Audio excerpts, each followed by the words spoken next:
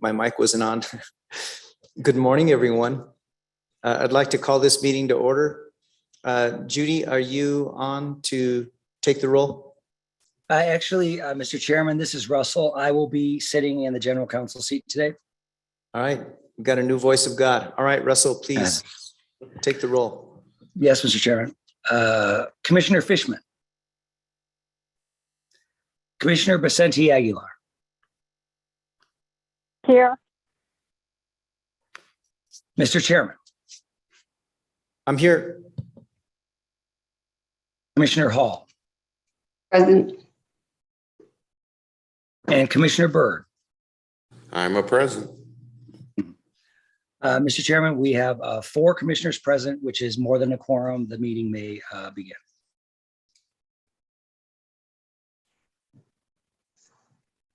Thank you, Russell. Members of the commission, you have the agenda before you. I understand there are a few changes. Chair, Yes, Commissioner Byrd. Pledge of Allegiance. Oh, did I miss that? Yes, I did.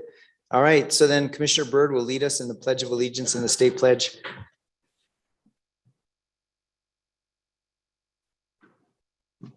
I pledge allegiance to the flag of the United States of America and to the republic for which it stands, one nation, under God, indivisible, with liberty and justice for all. I salute the flag of the state of New Mexico and the Zia symbol of perfect friendship among united cultures. Thank you, Commissioner Byrd. All right, now we can get to consideration and approval of the agenda. We have some changes. We are going to delete under consent the matter regarding case 22-128 TRM. And also the minutes. I believe we're deferring action on the minutes, correct, Hans? No, Commissioner, I'm keeping that on. I have just put this back on to correct the record from the prior meeting. The agenda that was posted for the prior meeting inadvertently said that the minutes that were being approved were the June 1st open meeting minutes. And of course, there was no June 1st open meeting. So due to that typo, I am just restating on this agenda that the minutes that are being approved are the June 8th minutes, which were the ones that were circulated to the commission last meeting and were voted upon and approved. But for purposes of the Open Meeting Act, I am just reestablishing on this agenda that we are approving the June 8th open meeting minutes. Okay, thank you for that, Hans. So we have, excuse me, 2 amendments, or no, 1 amendment, and that is to delete under consent the matter in case 22-128 TR-M. Are there any other changes to the agenda? Mr. Chairman, can I have a clarification? Is that consent agenda item being moved to regular or being removed entirely? Hans, wasn't your recommendation? That is being removed entirely. Okay. We received a couple of filings yesterday and this morning. So that is just, it'll probably be brought back in 2 weeks. Okay, thanks. Mr. Chair, Yes, Commissioner Byrd. I will move the agenda as amended. Okay, we have a motion on the floor by Commissioner Byrd. Do I hear a second? Second. A second by Vice Chair Hall. Any discussion on the motion? Hearing none. Russell, roll call vote. Commissioner Byrd. Aye. Commissioner Basenti Aguilar. Aye. Commissioner Fishman. Mr. Chairman. Aye. And Commissioner Hall. Aye. Chairman, the vote is to approve the agenda as amended, 4 in favor and 1 absent. Thank you, Russell. Let's go ahead and move on to recognition of John Reynolds, our very own utility division director. Man, we're seeing a lot of retirements and departures from this agency. And as someone who represented an organization, it's tough to see all this institutional memory and experience go out the door, but we know there's always, it's going to happen. And so today we're going to spend part of today's agenda to honor and recognize John Reynolds for his service to our great state and to this agency. And so in keeping with our tradition, we're going to open up the floor to individuals that would like to say some things, and it doesn't have to be positive, but it's recommended for John Reynolds. But what I'd like to do is maybe set the stage and say a little bit about John Reynolds' background. Shouldn't we have John like in the hot seat? John, if you don't mind taking a seat up here, come on. This is your day. Thank you, John, for indulging me. All right, John Reynolds holds a BA in linguistics and an MBA in finance from the University of Rochester and began his career as an accountant, auditor, and trader with Reynolds International. After a brief stint for the state of Virginia, Mr. Reynolds found his way to New Mexico. Mr. Reynolds was first hired as an economist with the Telecommunications Bureau at the New Mexico Public Regulation Commission in September 2008 and served as the Economics Bureau Chief beginning in 2016. After a total of 12 years of dedicated service in the Utility Division, in January of 2020, John was promoted to Utility Division Director. John is genuine, knowledgeable, patient, and consistently willing to help or teach anyone interested who crosses his path. He is humble and efficient and a dedicated public servant. He will be sorely missed by his colleagues. So with that, typically I'd like to have the commissioners speak last. And so I don't have a list of folks who would like to say some words about John, but I want to open it up to staff at large. Mr. Chair, can I ask you Yes. a quick question Sure. about what you just read? Yeah. You said he started out as a trader with Reynolds Yeah. International, is that correct? Is that trader with a T? Has he started out his career and ending his career as a trader? I've been loyal. Let me put it that way. You can decide which kind of. You're an exceptional employee, Well, thank you very much. but I got to rib you. All right, so the floor is open to staff first and commissioners will speak at the end. Yes, is there a list? Hans, do you have a list of folks that would like No, to speak? he doesn't have. I think so. first circulated one. Let me just pull that up real quick and I can get that.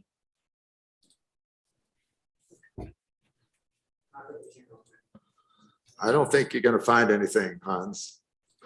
There's too many employees on Zoom. I'm gonna, go ahead, Hans. The first names on the list are Gabriella Deschino or Brad Borman, whoever would like to go first. I'm here, and so I might as well go first. Go for it, Brad. Thank you, Mr. Chairman, commissioners. I guess I was informed this was going to be a roast, so I may have to change. But seriously, I really would just like to thank John for a number of things. First, for the hard work, skill, and dedication that he's brought to the job since I've worked with him. He has made the job of the legal division so much easier in his days. I mean, he handles so much and he does it so well that it really has been a much easier task to represent utility division than it might otherwise be the case. The other thing I'd like to thank him for is for leaving the utilities division in pretty good shape. There's been some turnover over the years, and we still have some positions open. But I think he's been able to put some people in place in his bureau chiefs, and in some of the subsequent hires that they've made, that the utilities division is really operating at what I think is a fairly high level. And while I'm extremely disappointed and saddened to see John leave, and to some degree, I'm a little worried just because we'll all miss John. I mean, my confidence is raised by the fact that he has put people like Gabriella and Alicia and Mike Ripperger in positions of, as bureau chiefs. And he's made some, brought some other people on board that can really do the job and will be able to continue the high level of quality representation, basically, that they've been providing for the past several years. I'm going to miss John. He's not going to be replaced. His position will be filled, but he won't be replaced. But I am optimistic for the future, and I just hope that his retirement involves a beach and a cocktail. Let's put it that way. Thank you, John. Thank you, Brad. Thank you, Brad. Gabriela, are you ready?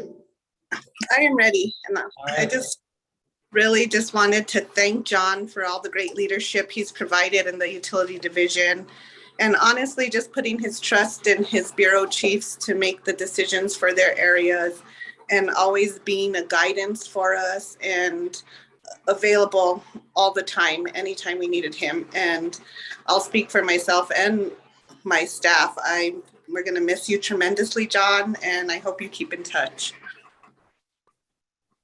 Thank you, Gabriela. Thank you, Gabriela. Hans, who's up? Anybody else on the list? Yeah, I've got three more. Alicia Leyba Tercero, who I see is on. Yes, good morning, Chairman and Commissioners. Alicia Good morning. Leyba Tercero, Economics Bureau Chief in the Utility Division. And I have had the opportunity to work with John in various capacities since mid-2011. And John, it has been a pleasure working with you, particularly while you've been division director. You've provided direction to the division. You've been supportive. You've continued to take on casework. You didn't just delegate, but you worked right alongside us, and you kept us informed. You sought our opinions and feedback, and you listened. You made us feel valued. You improved the work environment in the utility division, and you truly made a difference. And let me turn my camera on. John, I just want to say congratulations to you and your retirement. You're going to be missed, and I wish you all the very best. Yeah, thank you, Alicia. Appreciate it. Thank you. And Mike Ripperger. Mike, go ahead. Thank you. I hope I don't take too long. I'm gonna, I've known John since the beginning. Hired John in the Telecom Bureau.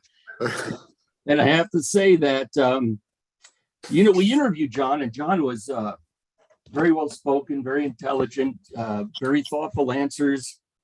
And I think we did prod him a little bit in the interview because we were looking to see, one of the things we like to see is, advocacy and fire and that sort of thing. And so we said, let's hire this guy. He looks good. And then soon after his hire, I got sick. I was out of medical leave. And there was a case, an inmate operator service provider case, which was a very big case, very involved. It had to do with setting rates for, the inmate operator service providers, or one in particular. And it ended up being a very difficult case. John took that case on and ended up doing the analysis. And he stood for cross-examination for 3 days on that case. But anyway, and he won the respect of the hearing examiner, won my respect, won the respect of the Bureau. And that's when we understood what we picked up. He worked in the Bureau for several years. He did a tremendous job, great employee, piece of cake to work with, great job, reasonable person. And of course, with good hires, what happens is that they will move where they need to go. And so he moved, they picked him up. The utility division picked him up for a vacant energy efficiency position. It was a very involved position. They needed somebody good in that position. He filled that position, did a great job. And as you know, since then, he has moved up to the division director level, which is where he belonged eventually.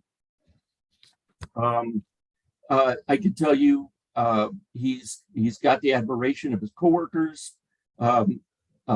He was great to work with in the telecom bureau as an employee, a tremendous boss. It's just been a pleasure. It's been easy.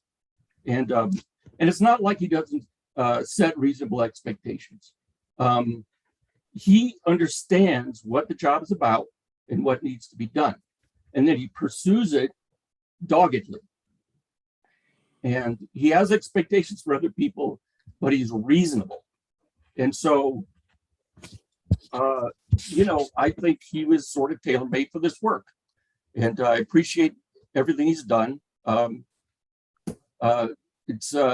We got way more than we thought when we hired him. And I would say the analogy I would like to use is you go to an estate sale and you find a nice painting and you say, this is a nice painting and look good on the wall. We'll take it home and put it on the wall. Then someone comes along and you look and there's a name on the painting. And you take it into Antiques Roadshow and they tell you it's worth $200,000.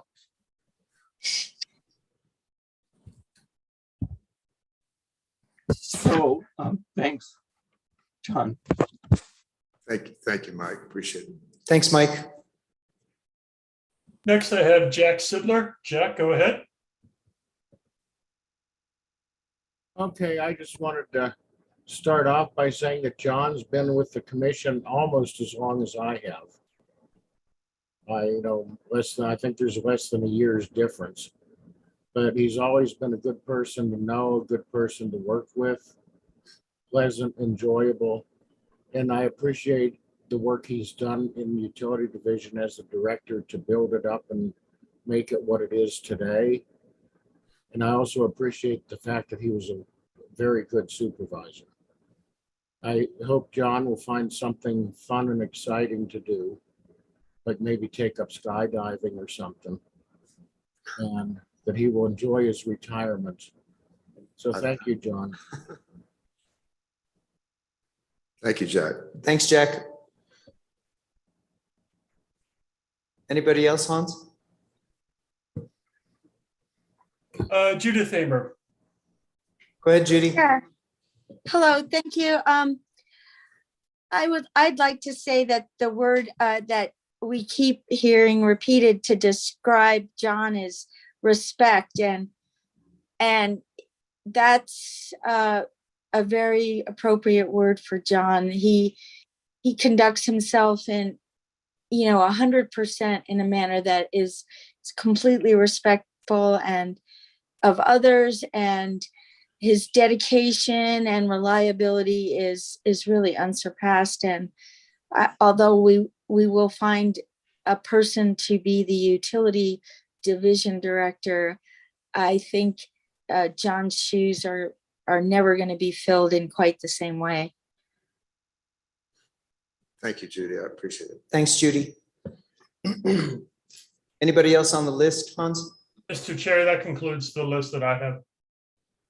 All right, I don't have access to the chat, but I'd like to ask Commissioner Byrd to read the well wishes from other staff through the Zoom chat. Commissioner Byrd? Thank you, Mr. Chair. John, Renee Kepler has said, congratulations, John, you will be missed. Mr. Jesse Montoya, congratulations, John. It has been a pleasure and enjoy your retirement. And Miss Sarah Valencia, huge congratulations on your retirement, John. I will miss you. That's it for now. If something else pops up, I'll let you know, Mr. Chair. Thank you, Commissioner Byrd. Any other staff that wish to say a few words in honor of John Reynolds? Come on, don't be shy. John Bagacco, if you permit me, I'm sorry I didn't make it onto the list. Oh, it's okay. Please go ahead. I'll just say this, John, you're like one of the best professors I've ever had. There's a group of professors I had in my education, and they always stick with me. There were always people I could go to for, fair and even and balanced wisdom, and they could gently correct me when I was wrong or I was going off the rails. And so that's how I think of you. Plus, you're one of the best clients I've ever had. So I wish you all the best. And you always have a place in the Professor Hall of Fame in my mind. Thank you, John. Thank you, John. Thanks, John. So NMSU, if you're listening, you have a potential adjunct professor here for your public utilities program. Any other staff members? Going once? Commissioner, Yes. this is Eugene. I'd like Yes, to say go a ahead. couple words for him. Sure. Definitely, I also wanted to congratulate John. I've been working with John for over 14 years. Actually, he was my first office neighbor when he first came on board, and way back in the Marion Hall times. But he has always been exemplary when it comes down to a peer, as a supervisor, as a director. I have great respect for John over the years, and now has become a personal friend of mine as well. So I just wanted to say congratulations to you, John. No matter what you do, I'm quite sure you're going to do it well. And, once again, I always tease you that I'm going to miss your Swiss candies. So somewhere down the line, maybe I can give you a P.O. box. You can send some towards me as well. But congratulations to you, John, and take care, and we'll miss you. Thank you, Eugene. Thank you, Eugene.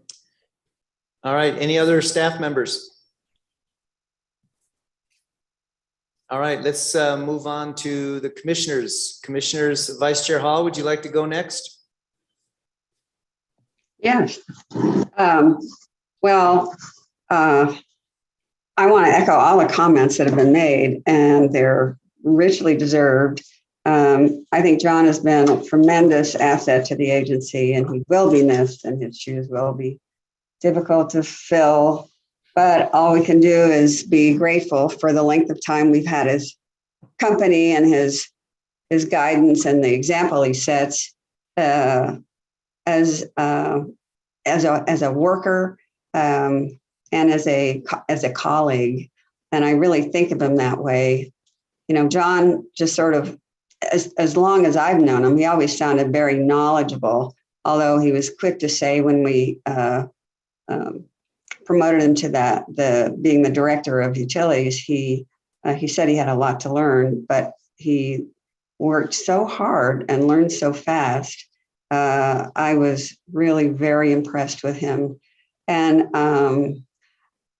I've also gotten to know him a little bit. And I didn't realize until this year when we had a long conversation once when I was in my office up in Santa Fe, having gotten a little food poisoning from a conference I was at in Santa Fe, and I had to find shelter in the office, and there was hardly anybody there, but John was, and he brought me some water, and he stood there and talked to me for a long time until my husband showed up. And I thought, how kind. I mean, I was not feeling well, and John just, I don't know if he did it on purpose or if he was just tired of being in the office, but I think he was probably just being a really kind, attentive human being and trying to keep an eye on me, make sure I didn't fall out of my chair or something until I got rescued by my husband. So I've always thought, what a sensitive person he is. And I really appreciate him for that. And I really appreciate him for how much he dives into the work. I remember, and the humility he brings to his work too. One other recollection I have is of running into him in a meeting. I forget how regularly they were held, but a meeting at Southwest Power Pool. And those meetings are very intimidating. There's hundreds of people, and they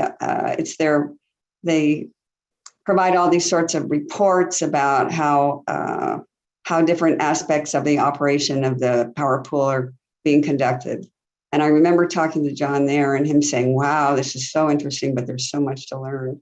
But, you know, John just dove in, and he's the sort of person, you know, you don't find very often in the workplace. And they're just a pleasure to work with. And they're somebody you remember for the rest of your life. And you look at those memories with real appreciation. And that's how I'll feel about John. I'm sure I might see him around a little bit, but you know, our paths might diverge, but I will always remember John. So thank you. That's it. Thank you. For the moment. Yeah, thank you very much. Thank you, Vice Chair Hall. Next, Commissioner. Commissioner Fishman. Again, I'll echo all the comments from everyone else. There's few people that when you need to work with them, that if you have to give them a call, you're kind of always looking forward to it, because you know it's just going to be a very positive interaction. And I think it's reflected in John's leadership of the utility division, where, you know, I can't, for ex parte reasons, spend a lot of time talking on a lot of issues to the utility staff. But before John was in the utility division, and certainly, you know, when I came into the commission, quite frankly, there was a lot of conflict and chaos, and it was not a fun place to be for a lot of people. It was like, this is going to sound strong, but sometimes it felt like coming to work was stepping into a war zone. And before John was hired on as utility division director, it was kind of interesting because there was a lot of discussion, and the thought had been that, God, John is so mild-mannered. Is he just going to get run over as a supervisor of the utility division? And can he be strong enough? And which was kind of misplaced, because if anyone had ever seen him in a hearing and testifying, they would know that, boy, as mild-mannered as John is on the outside and pleasant to work with, he has conviction. And he is not anyone who's ever going to get run over. He's going to be polite and helpful and good to work with, but he will never, ever, ever be run over. And that's a great trait, because it makes everyone else around him do their jobs well. They have to know what they're doing, and they have to meet a standard. And my perception is that the utility division has, under John's leadership, come together a lot more as a team, and that is largely due to John's leadership. Everyone pulls together, but I think John set the tone. And anyway, I think he's just been terrific for the commission, and passionate advocate on behalf of consumers, certainly being sure that they don't get left out in this process where sometimes they can be underrepresented. So anyway, I've been thrilled to work with John, and thrilled with all that he's done, even when I disagree with his point of view.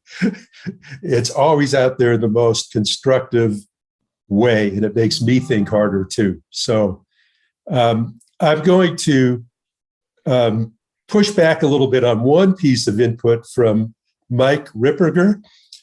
And, he made the comment that it's like having that old painting on the wall, and then you take it to Antiques Roadshow, and you find out it's really valuable. I just want to point out, in case anyone was confused, that John is not an antique. Right. And that John, as we go forward, John is going to be doing something useful and productive and something that is appreciated, no matter whether he decides it's just family or to get involved in whatever. He's just going to be one of those people who's just contributing something positive to our world every step of the way. And whatever that is and however that is, John, we just wish you the best of luck. And just can't tell you what a pleasure it's been to have you on board and to work with you. And certainly I learned a lot of lessons about professionalism and how to conduct myself at the PRC from you. And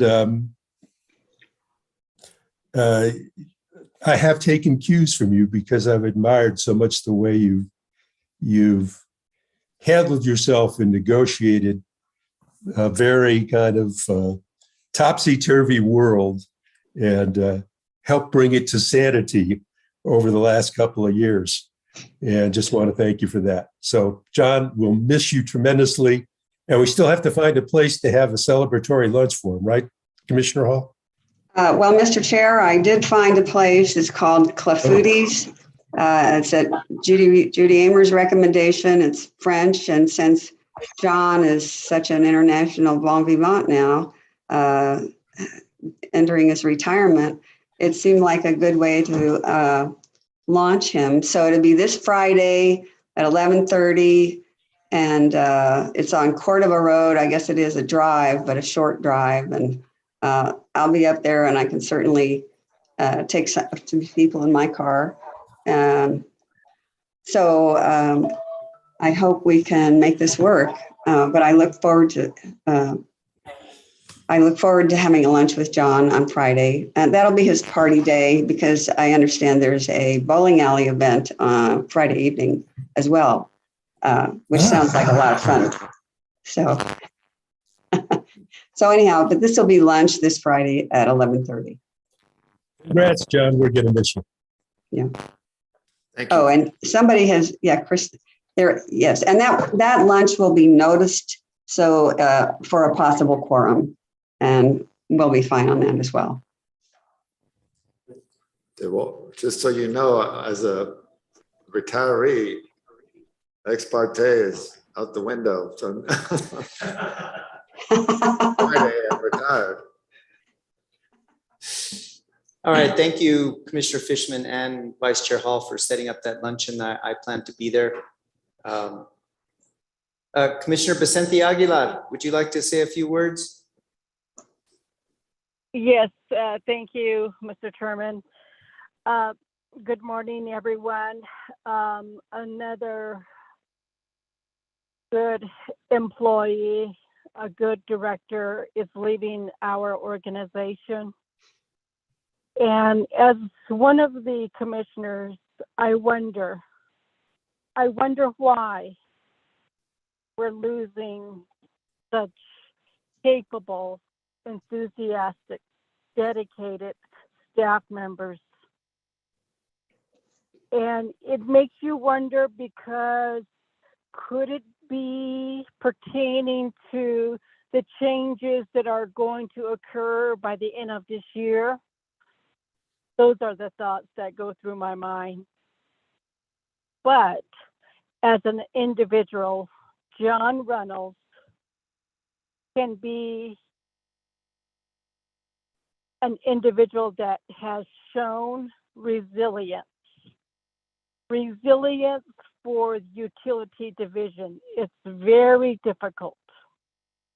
You see the cases coming through, you see the requests coming through, you see the advice notices coming through.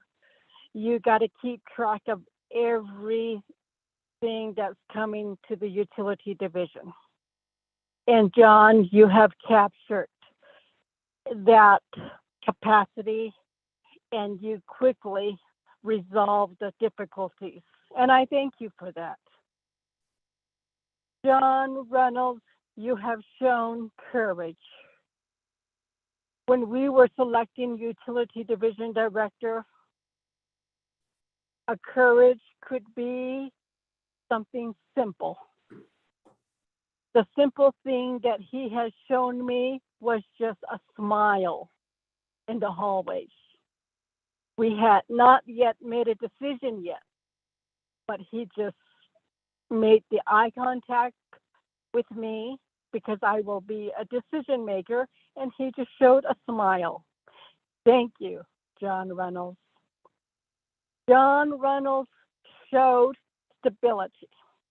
After he took the guided helm of the utility division, he took every employee shoulder to shoulder and rewarded them with how he wanted to distribute his task assignments. And he even showed his generosity of bringing baked goods to his division. Thank you, John Reynolds. Lastly, John Reynolds showed strength to the entire agency. He showed strength that Utility Division can advise the commission on any cases that, whether it's a complicated one or not. He had the full information, legislative information. He had his team along with him. That is strength. Thank you, John Reynolds. I will miss you. The entire commission will miss you. But I am so happy that you're going to take the road to retirement so that you can have a wonderful time with your family. Thank you, John Reynolds. I will miss you. Thank you, Commissioner. Thank you, Commissioner Vicente Aguilar. Commissioner Byrd. Thank you, Mr. Chair. A couple more chats have come up, and I was asked specifically to share these. So Miss Danielle Jimenez, congratulations, John. You deserve it. I will definitely miss you very much. I will miss our talks, not only about work, but about life. Sending lots of love. Enjoy retirement. Robert Lennon. Thank you, John. Enjoy. And just real quick, is Commissioner Fishman still on? His video went off. I just want to make sure he's here before I say what I'm going to say next. I don't want to talk behind his back. He hadn't popping back up, so I'll move on. As Commissioner Hall alluded, John is my colleague with the Southwest Power Pool. He works under the Cost Allocation Working Group, which is the COG. It's a group of staff members from commissions in the various states, and they work under the Regional State Committee, which is the group of commissioners. I have heard great things from his colleagues in the COG, from our team members in the Southwest Power Pool, and from my colleagues as my fellow commissioners. I've gotten comments about how good he is, how solid he is, and how thoughtful he is. In fact, I've even had some of the company's representatives comment. So, and obviously that's not a surprise to anybody based on what we're hearing. He's a solid, thoughtful employee. But it isn't just here in New Mexico where we know you every day. It's noticed across the country. What an employee he is and what an asset. As Commissioner Fishman alluded, when we did the interviews, there was some serious discussion about, will John be able to do the job? And I think, at least from my perspective, not a single regret. You've done a great job. Thank you, Mr. Reynolds. Thank you, Commissioner. Thank you, Commissioner Byrd. And is there anybody else that wishes to say anything before I conclude this tribute? Anybody else? All right. You know, John, as a candidate, I was reading the statutes, you know, regarding the agency, and I read this part of the statute that says really the agency can organize itself in any way it chooses to be efficient. Basically, I'm definitely paraphrasing. But I did read another part of the statute that designated certain divisions as statutorily required. And your division was one of them. And I've always felt like on the advocacy side of our organizational chart that utility division is really the kind of the CPU, the nucleus, right, of what we do. And so that's why I feel a tremendous sense of loss for selfish reasons that you're retiring. But I know that all of our valued employees have to do what's best, you know, for themselves and for their families. And I've always thought, like, in the heat of legislative sessions, your division would be required to develop these fiscal impact reports, right, as they affected the agency generally. And so kind of the situation room was in the utility division during legislative sessions. And I've always felt like that utilities division is really the workhorse of the agency on the advocacy side. But more importantly, you know, whenever we do have decisions where you or your staff testify, especially in controversial cases, I always want to know how staff is weighed in. And it is unfortunate, I think Commissioner Fishman alluded to it, that, you know, our communications are limited due to ex parte. But so at least from my perspective as a commissioner, I get to admire your work and the work of your staff from afar. And I'm always interested on what you all have to say, especially in these cases. So again, it's kind of with a heavy heart that we say goodbye. But all I can do is just wish you the best. And you know, your journey is going to continue. But now, though, you get to really determine what the remainder of your life's journey is going to be. And you may not be thinking of us, but we'll be thinking of you. So, John, thank you so much for everything you've done for our agency, and I wish you the best. Yeah, thank you very much, Mr. Chair. I plan to sit down with my kids pretty soon and watch something on YouTube from June 29th. And we're going to, it's going to be interesting. I suspect that when all is said and done, they're going to say, who is this guy? He's not. You know, but I appreciate it very much. It's very kind of you to take the time to say such nice things about me. And I'll say, you know, let me just mention, you know, to Brad and John and how much I cherish working with such an able crew of attorneys who advise us through thick and thin and help us out when we're challenged and we're working through difficult issues. And so very much, you know, without the legal division, I mean, we wouldn't be anywhere near where we are at this point. You know, you all are just fundamental to what we do, and working side by side with you has been extremely rewarding. John is so supportive of everyone, and Brad's experience is invaluable, and so it's been a privilege. Judy at General Counsel's office, I can't say how much I appreciate you speaking up, and I have so much admiration for what you all do, and so it's really humbling for you to speak that way about me, and work for us to support you in the ways we do. It's kind of indirect ways. It's certainly very rewarding to hear back, get your feedback. And Mike and Alicia and Gabriella and Jack, it's been a privilege to work side by side with you, and for the better part of 14 years for me. And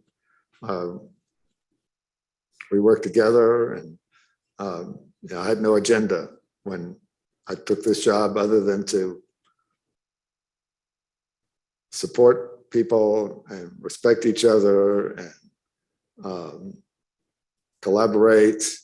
I mean, some of what we do is quite solitary, but I think we work better together than apart, and so that has meant a lot to me. That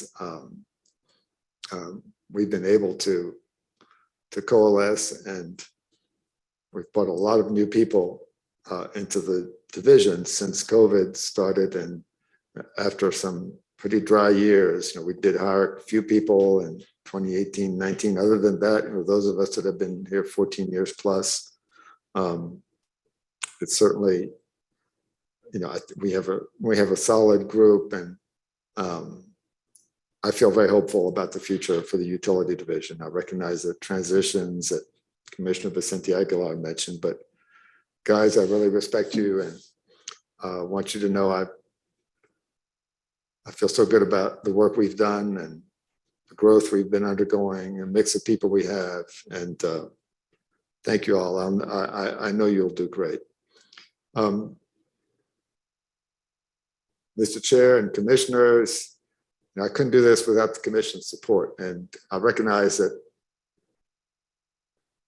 you have to consider pros and cons when you hired me after I interviewed, and I think I sent some follow-up letters. It was reposted, and but I felt like I wanted to contribute and improve things, and I wanted the commission's support. I didn't want to try to force my way into something. It felt like it needed to be mutual, and that was very important to me. And it turned out it's as good as I can expect, if not better. And when Jason told me the news, and he was so fully supportive, I'm very grateful for that. Wayne came on last year. I've known Wayne from Para, and so I very much appreciate his support. This commission has been, thankfully, very supportive, very businesslike, very professional, and you trusted me, and that meant a lot to me. And so I couldn't do it without you. And I am going to miss this place, no question about it. I'm going to miss everyone. I'm going to miss my work. I kind of love to dig into cases. That's been kind of hard for me. As Alicia mentioned, I did get caught up in cases as division director, and that's so I enjoy that work. But there were times when you had to. I felt like there were some higher level things that needed to take place, and for us to evolve and grow. And so I think we're in a good place, and I have a lot of respect for the commissioners. You all work very hard, and it's. I'm kind of sorry to see. I'm not opposed to the transition, but I wish you all could stay longer. I mean, it takes a while to learn what happens here, and to just walk away. And I'm sure the commission will thrive, and I think with a solid staff, it'll be easier than it otherwise would be, or less difficult. But I appreciate your service, and it's been an honor working with you. Thank you very much. Thank you, John. You want to read that final comment? We had Got one in the more chat? commenter, Mr. Chair. Thank you, sir. One more commenter, Mary Jane Parks. Congratulations, John. Your work and professionalism will be missed. Thank you, Mr. Chair. Thank you. And before we move on, we have to give John Reynolds a very warm Public Regulation Commission send off. So for those of you on Zoom, pick your favorite emoji. Be discreet, but pick your favorite emoji. And those of us here in the hearing room, we are going to give him a standing O. So John Reynolds, thank you so much.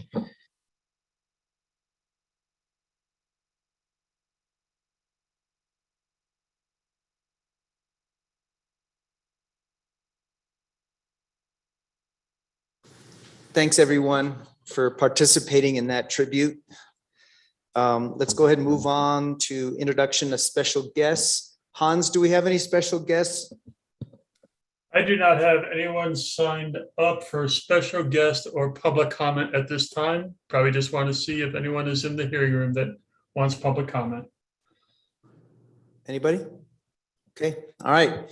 Let's go ahead and move on to consideration and approval of prior meeting minutes. Members of the commission, you have the minutes of the June 8th, 2022 open meeting. Do I hear a motion to approve?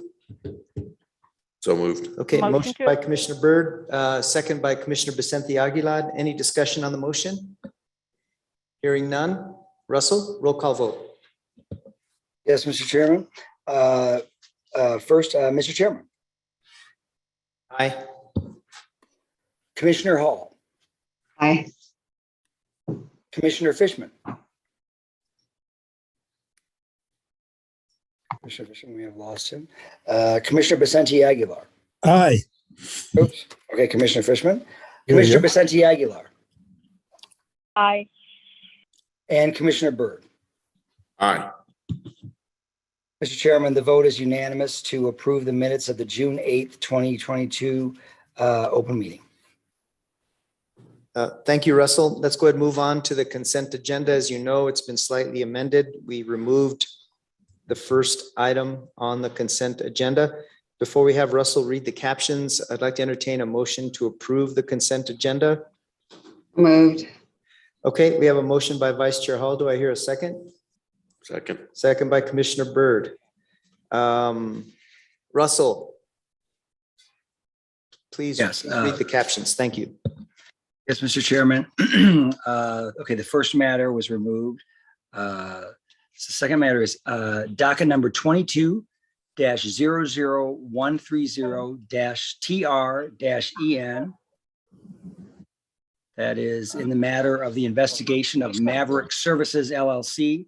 That's for a potential order closing the docket. Docket number 22-00139-TR-M. That's in the matter of the application of Village of Causey Ambulance for reissuance of certificate number 38201 to provide ambulance service.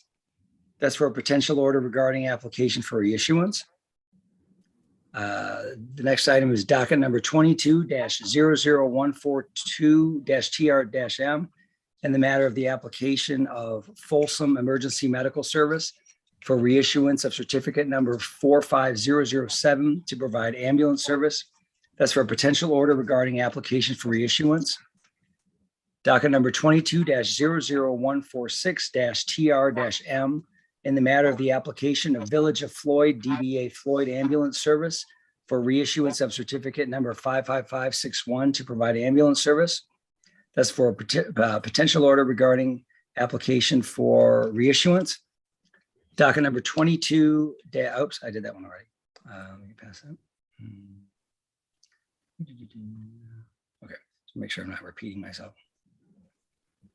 I think I may have skipped over Folsom. Excuse me. No, I didn't. Okay, sorry about that. These are a lot of identical, very similar ones. Okay, docket number 22-00147-TR-M in the matter of the application of Explore Santa Fe LLC, DBA Explore Santa Fe for a certificate to provide tour and sightseeing service. That's for a potential order regarding application. And then the utility matters, docket number 21-00318 I think this TR-M may be an error because that's a transportation docket indication. If Judy can just confirm, I assume this is a UT, 21-00318 UT.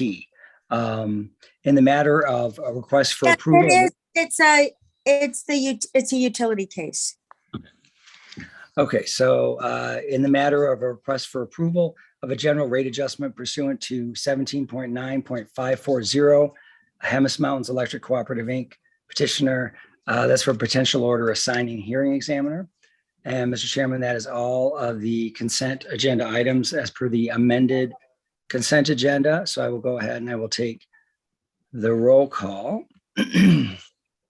Okay. Commissioner Hall. Aye. Commissioner Vicente Aguilar. Aye. Commissioner Byrd. Aye. Commissioner Fishman. Aye. And Mr. Chairman. Aye. Mr. Chairman, the vote is unanimous to approve the consent agenda items with the, as amended with item 22-00128-TRM removed. Thank you, Russell. Let's go ahead and move on to regular action items. We do not have any under transportation. However, we do under utilities. In the case of 18-00214 UT, in the matter of an order to show cause as to why Rosa Joint Ventures, a New Mexico partnership, should not be found in violation of the Public Utility Act and commission rules. Members of the commission, we will be potentially acting on letters to the New Mexico Environment Department, letters to the New Mexico Federal Delegation, and a potential order concerning RJV's notice of compliance for an engineering contract. So Russell, there's been some recent developments. Do you want to kind of tee this up for us? Yes. So I forwarded to the commissioners this morning, right before the meeting, some two emails that had been received yesterday and one attachment. Let me get that in front of me here.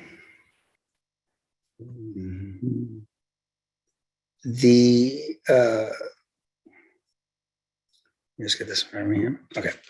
The first was, first I received an email from Jermaine Chappelle, the attorney for the San Brito Mutual Domestic Water Consumers Association, that she sent to counsel for staff, me, and counsel for Rosa Joint Venture. And attached to that email was a letter from counsel for Rosa Joint Venture, Amy Huff, to counsel to Ms. Chappelle, counsel for San Brito. There was a notice of dispute under the transfer agreement. This is the transfer agreement that the commission approved pursuant to a stipulation back in, I believe it is June 15th of 2021. The letter stated that the reason for announcing a dispute, which is defined under the terms of the transfer agreement, was that the commission's June 15th, 2022 order, I think it was exactly the same date this year, a year later, which was the order in which the commission required a number of things of Rosa Joint Venture, including contracting with a consulting or engineering firm to handle the processes with the county, San Juan County, and Office of State Engineer. And the commission also, excuse me, ordered Rosa Joint Venture to undertake all repairs and improvements that need to be undertaken to provide safe and adequate water service after first obtaining an estimate as to what needs to be done and those costs from an engineering firm. And also, I think those are the main points. And also to make any investments for the investors in RJV, to make any investments in Rosa Joint Venture that they needed to in order to pay for the repairs and improvements. That was a very comprehensive order, and it deviated from the terms of the transfer agreement to the extent that the transfer agreement had defined certain repairs that needed to be undertaken, I think quite fewer and smaller and less expensive than all of the repairs and improvements that will need to be taken. So there were certain duties that were assigned in the transfer agreement that was approved by the commission. And also so our Rosa Joint Venture saw that order is changing its duties as going beyond the transfer agreement, which I would agree it did.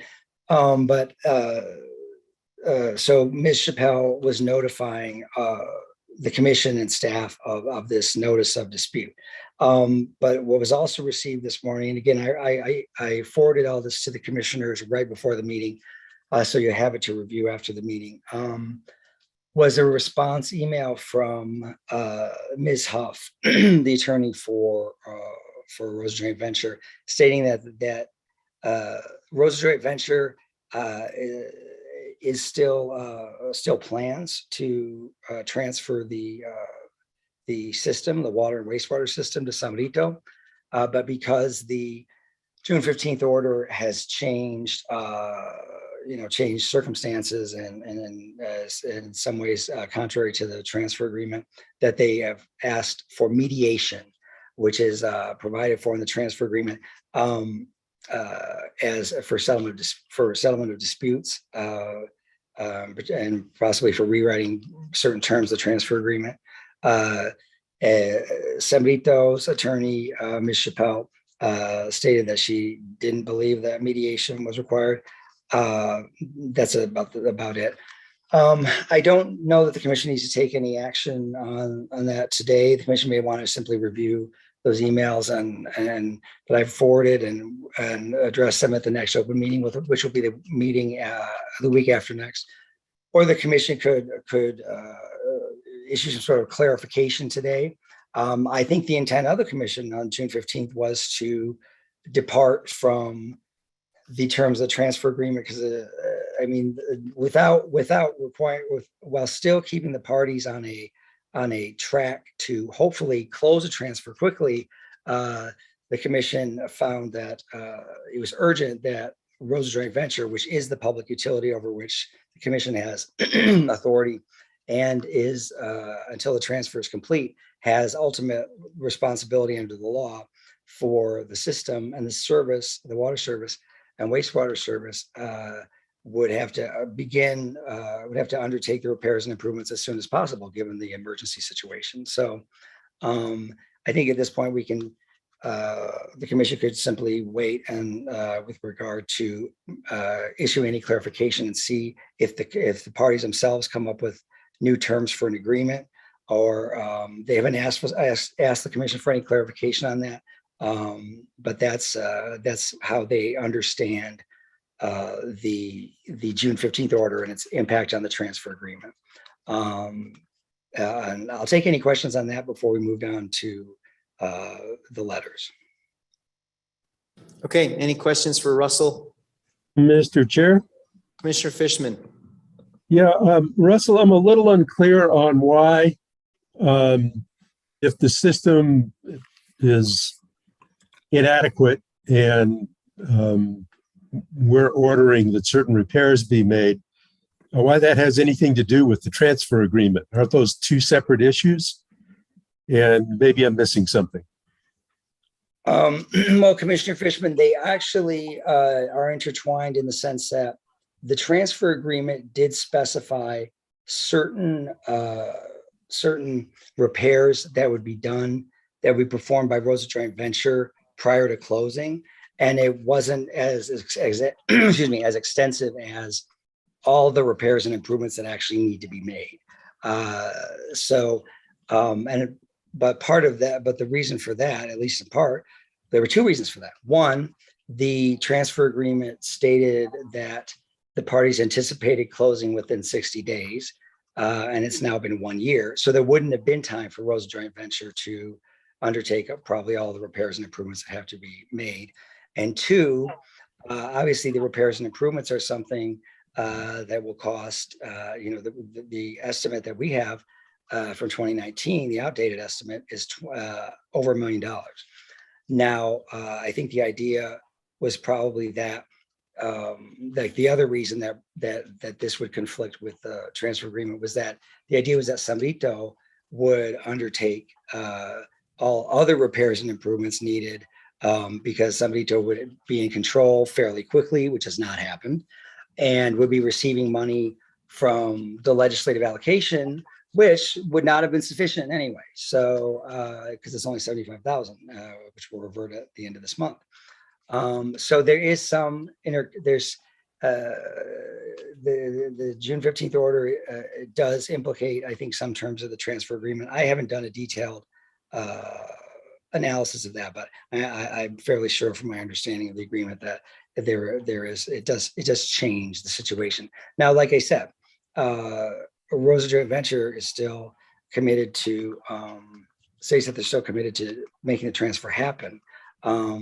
So it hasn't. I don't think it's undermined the transfer itself, but it does depart from some of the terms of the agreement. Okay, I'm not. Offline, I'll follow up with a couple more questions, but that's fine for now. Thank you. So Russell, you're seeking our guidance or any comments on the draft letters that we asked you to develop? Yes. So I feel that let me get the letters in front of me here.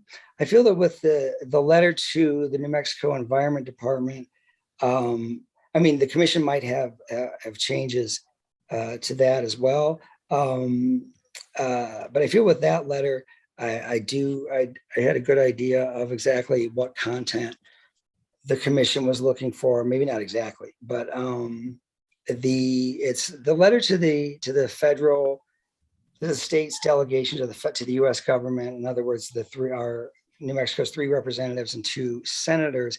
I wasn't quite as sure. I mostly included the same language and then sort of, or the same sort of quick summary.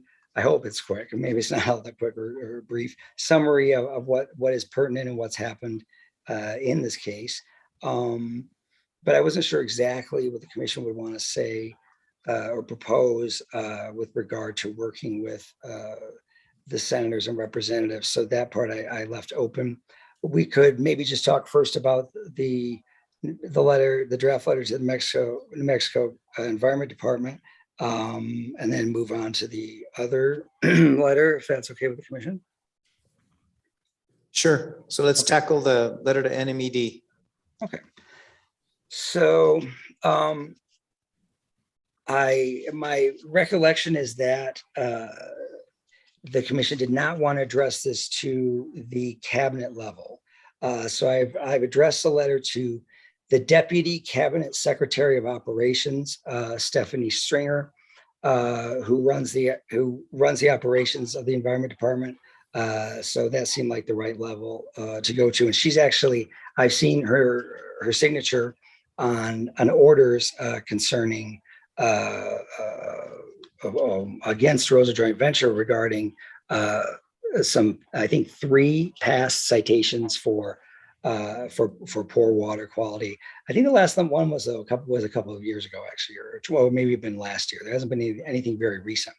So I think this is the right person to send this letter to. I think is the right will make sense. And then also the CCs, who would be copied would be Joe Martinez, who's the Drinking Water Bureau Chief. They're the bureau that specializes in water quality and actually tests water. And the counsel for both Rosa Joint Venture and for Samrito. But if the commission has any other ideas about who they would like to send this to, I'm open to hear those. The first page of the letter, if you have it in front of you. Russell, yes. Let me just stop you there. I think we've all read the letter. I think it's an appropriate letter. I pay most attention to the final paragraph, which is kind of the ask. And I think it elevates this matter appropriately to this department, despite them taking past actions. So I'd like to just entertain any changes to the letter at this point. I think you included enough background to, to inform folks that haven't been as involved as we have in this issue. So I'm okay with the letter and the folks that are copied on this, but I want to ask the commissioners if they have any proposed changes or if they're okay to send this out. Any objections to the letter as drafted by Russell? Any objections? Okay, hearing none, Russell, we're good with the NMED letter. Okay, great. Copy that? Yes, yes. Perfect. I'm glad to hear that. And so I'll move on to the letter to the federal delegation. Let me see here.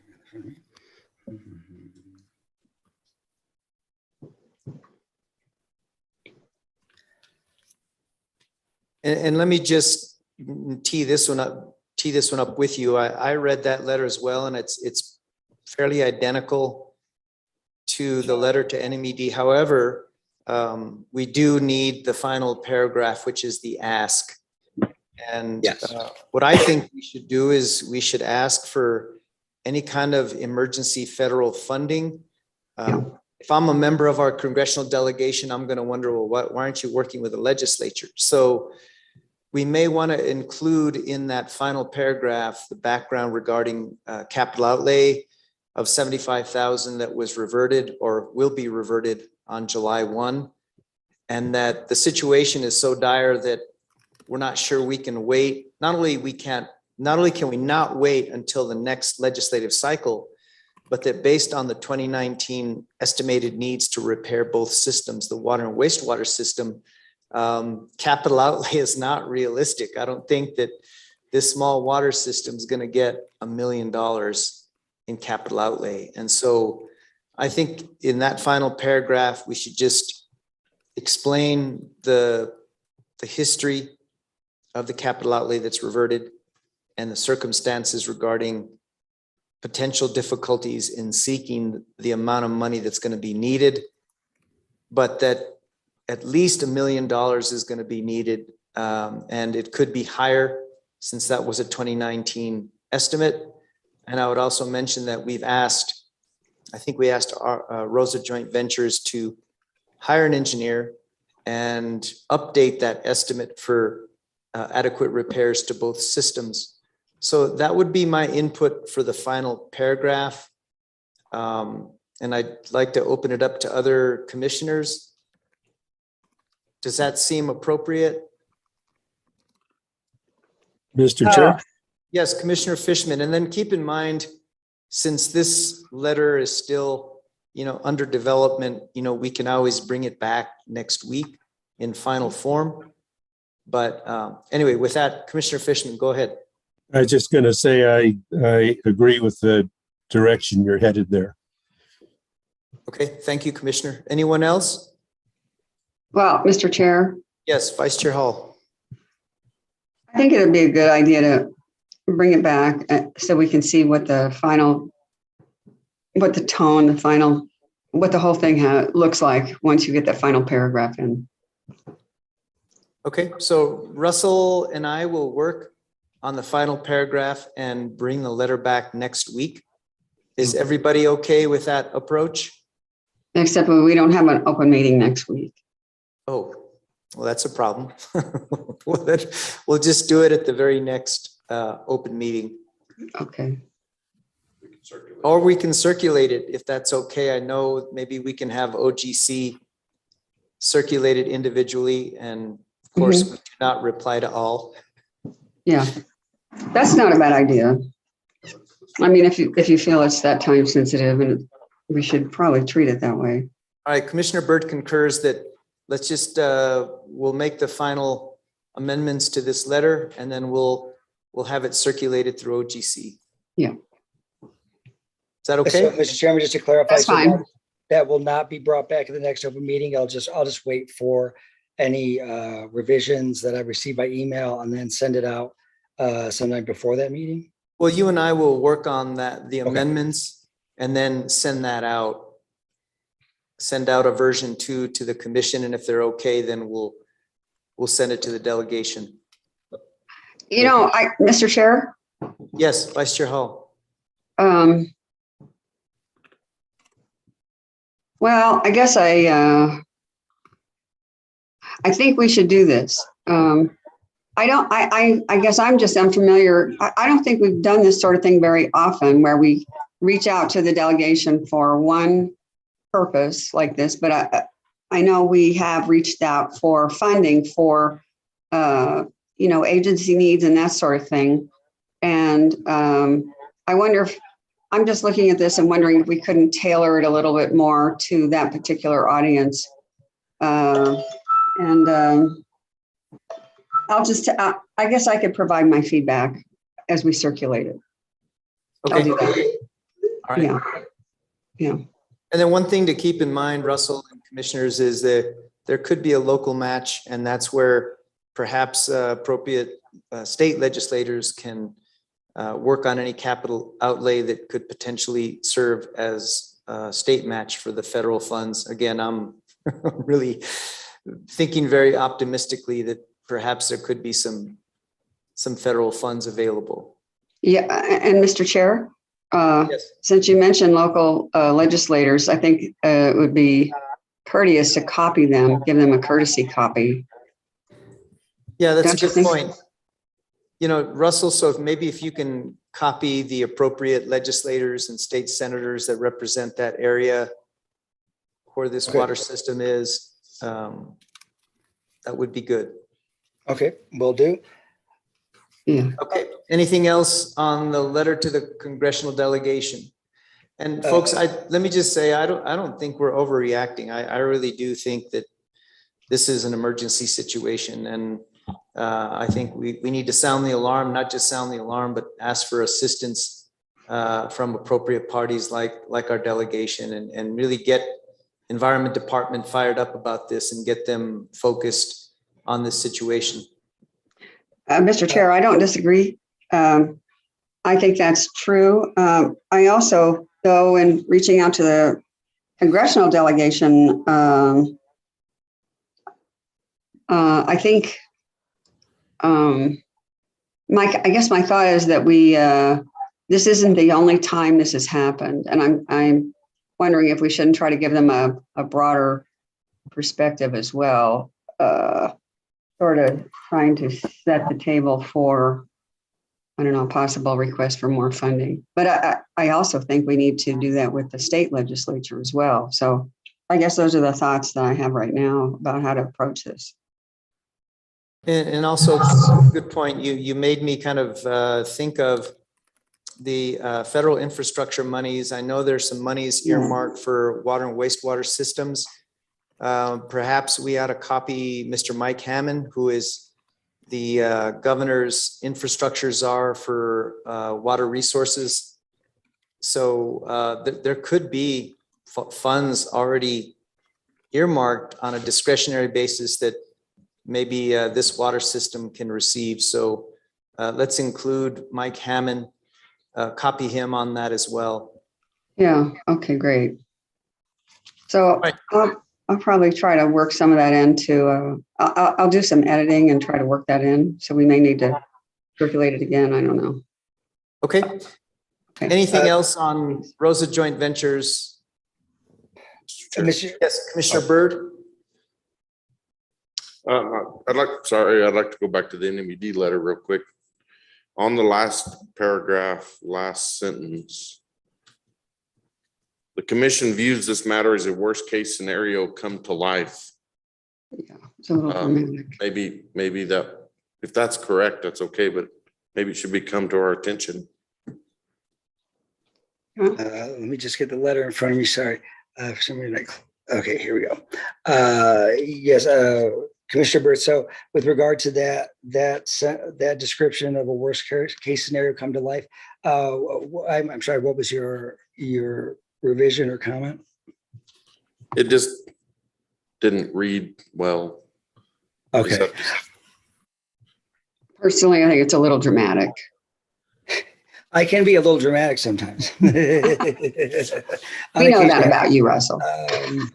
Yes, I can change that. It is maybe a little much. Okay. let's see. You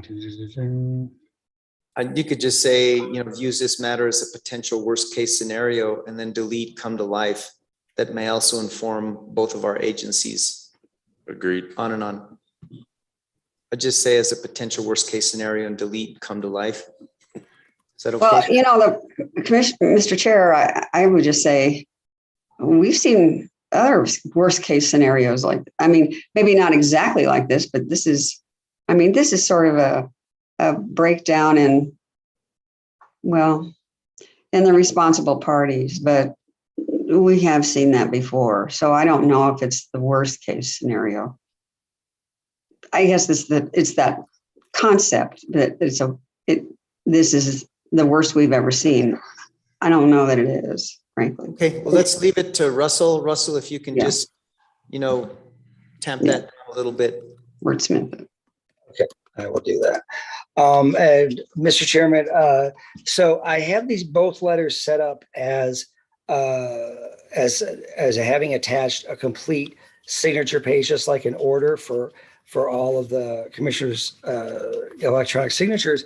That would require a vote. Or if the commission is fine with just having this signed by you, Mr. Chairman, on behalf of the commission, then then the commission does not have to take a vote. But just saying, if you want to leave it with a signature, when I have signature pages on these, then we'll need a vote. We can have one vote for both letters. Well, I think the letter to the delegation is still, if the commission's comfortable with the discussion, I think we have this titled as potential action, correct? Yes, but if the commission is willing to just delegate this, have it signed, Mr. Chairman, by you on behalf of the commission, then we wouldn't need a vote. I just need the vote to actually enter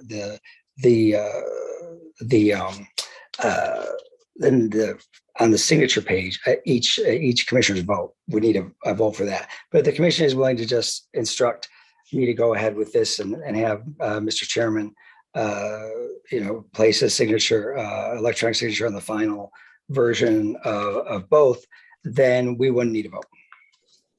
All right, well, since my chairmanship expires at the end of June, is there a 31st, June 30th? I'm okay with having the chair sign this letter. Are there any objections to that? But we have to get the letter done, both letters done by midnight on June 30th. Okay. I'm just kidding, Russell. Is that okay? Any objections to that? No. All right, let's do that. So it's not going to require a vote and not have a typical signature page with all commissioners. It'll just have the signature of whoever the chairperson is at that time. Okay. All right, Russell, thank you for your work on that. All right, folks, we need a bio break. Is it okay if we take maybe 7 minutes or maybe until 11:05? Is that okay? Yeah. All right, Mr. we're going to be Chairman. on break. Yes, was that Commissioner Vicente Aguilar or Judy? I couldn't tell. Yes, Mr. Chairman, can you please, can I ask for a 10-minute break, please? Okay, that's 10 minutes. We'll be back at 11:05. 11:05. Thank you all. We'll see you at 11:05.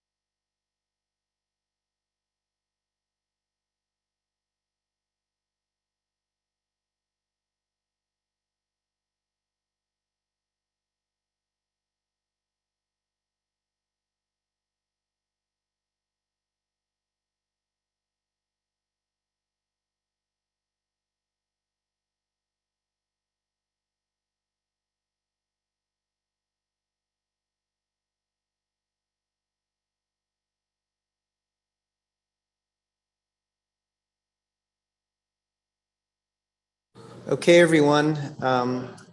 Recess is over. I'd like to call this meeting back to order. Our next, first of all, Russell, is everyone back? It looks to me, I see Commissioner Fishman, Commissioner Hall. Well, I don't hear them, so I don't know if they left the meeting and came back. So maybe I could take another roll if you would like. Sure, let's do that just to make sure we have a quorum. Commissioner Fishman, Here. Commissioner Vicente Aguilar, Here, Mr. Chairman is here. I'm here. Yes. Commissioner Hall Here. and Commissioner Byrd. Yes. All right, Mr. Chairman, all 5 commissioners are present. All right, let's move on to the next agenda item. This is in the matter of case 19-00018 UT. Mr. Chair, Yes, Commissioner Fishman. before we moved on, I just wanted to alert the commission to a couple inquiries they made about the water situation.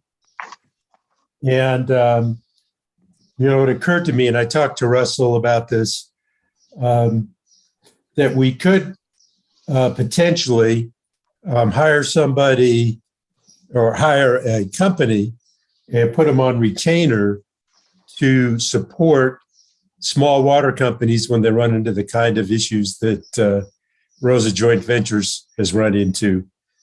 And, I know it's been difficult for them, and we've been unhappy maybe with the way some things have been handled. But on the other hand, I think we all want to provide support to small water companies.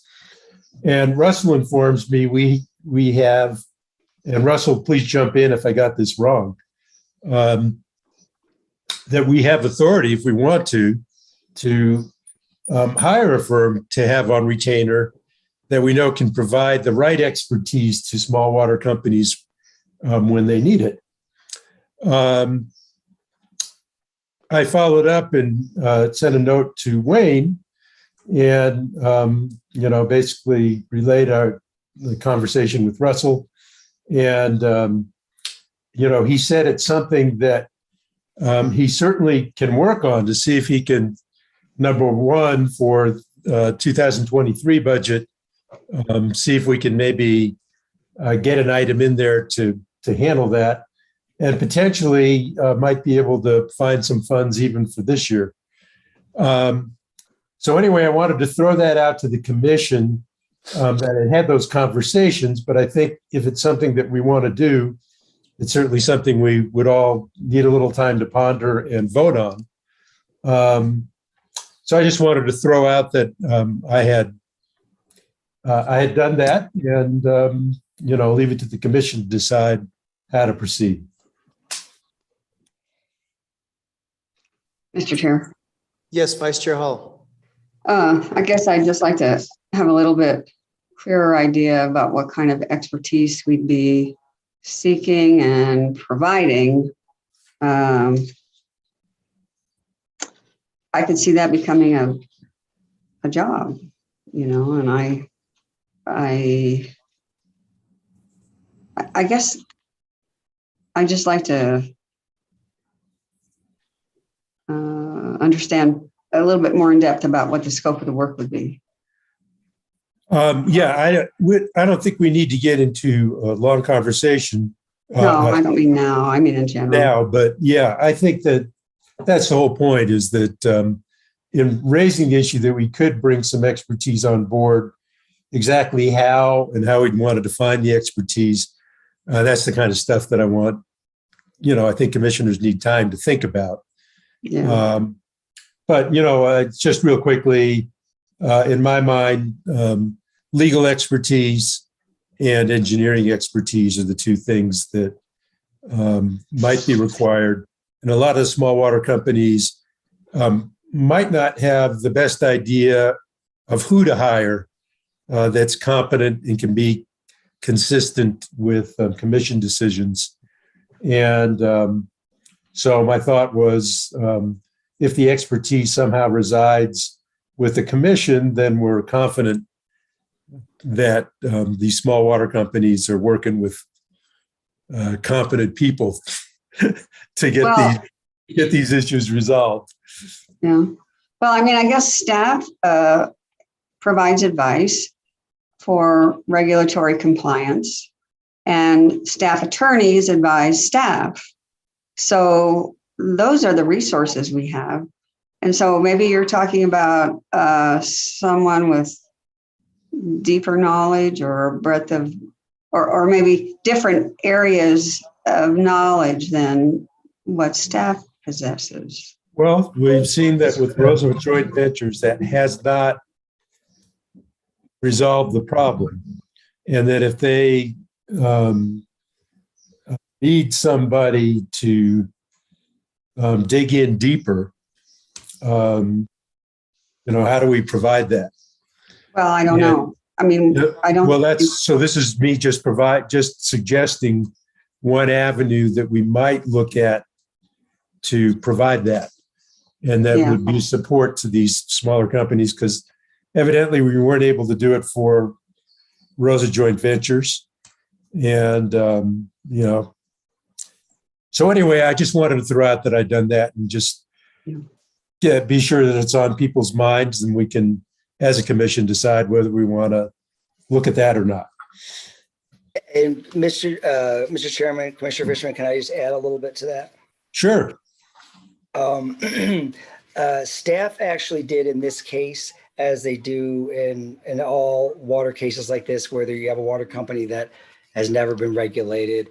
They did assist Rosa Joint Ventures, I think, in a number of ways, especially when the matter is before the hearing examiner, and probably helped with the transfer agreement and made sure it covered all the issues. So I think staff did contribute a lot. In this case, we have basically, we have some parties that are not doing everything, have not done everything they should. So, but I think staff really did help a lot, and usually does. I would note that I think that maybe having a consultant or engineering firm might be a good idea, simply because we're losing John Reynolds. Tim Martinez, who is our very experienced, fantastic water engineer, is on medical leave at the moment. So, staff has been great in this case and a lot of cases in the past, but, having a consultant might be a good idea just for, just maybe even for backup or to make sure we do have the resources to help these companies. Mm-hmm. Mr. Chair, that's persuasive. I forgot about our staff situation at the moment, and that makes sense, at least in the short term. But again, I guess it depends on if we, it might be useful to have somebody, some entity we can reach out to as on a case-by-case basis. Okay, I think it's a great idea, and then we'll develop it further. But I want to make sure that we, consider that in the context of the services that the Drinking Water Bureau provides with New Mexico Environment Department, because those guys are experts and they do that on a daily basis. But I think it's a very good idea, and I think we should explore it. Yep. Thank you, Commissioner Fishman. Thank you. All right, are we ready to move on? Let's go ahead and move on. Yes, good morning, Mr. Chair, members of the commission. This matter comes before you today on a motion for a joint motion for an order to show cause brought by on February 28th, 2022 by WRA Coalition for Clean and Affordable Energy. Hey, Judy, forgive me, but I didn't read the caption. Do you want to just go ahead and do that before? Oh, yes. This is case number 19-00018-UT in the matter of Public Service Company of New Mexico's abandonment of San Juan Generating Station Units 1 and 4.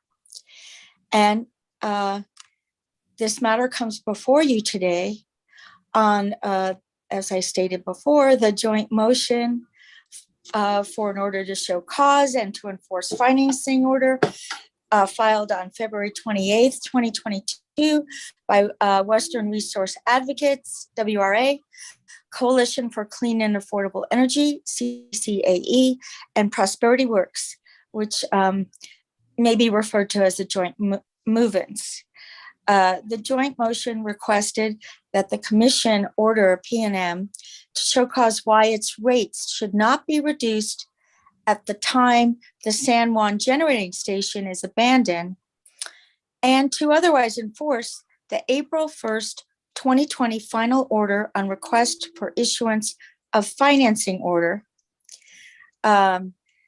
which will be referred to as the financing order. The joint movements argue that under the Energy Transition Act, also called the ETA, the financing order and the financing order issued pursuant thereto, PNM is authorized to issue low-cost bonds to recover PNM's undepreciated investments in San Juan Units 1 and 4.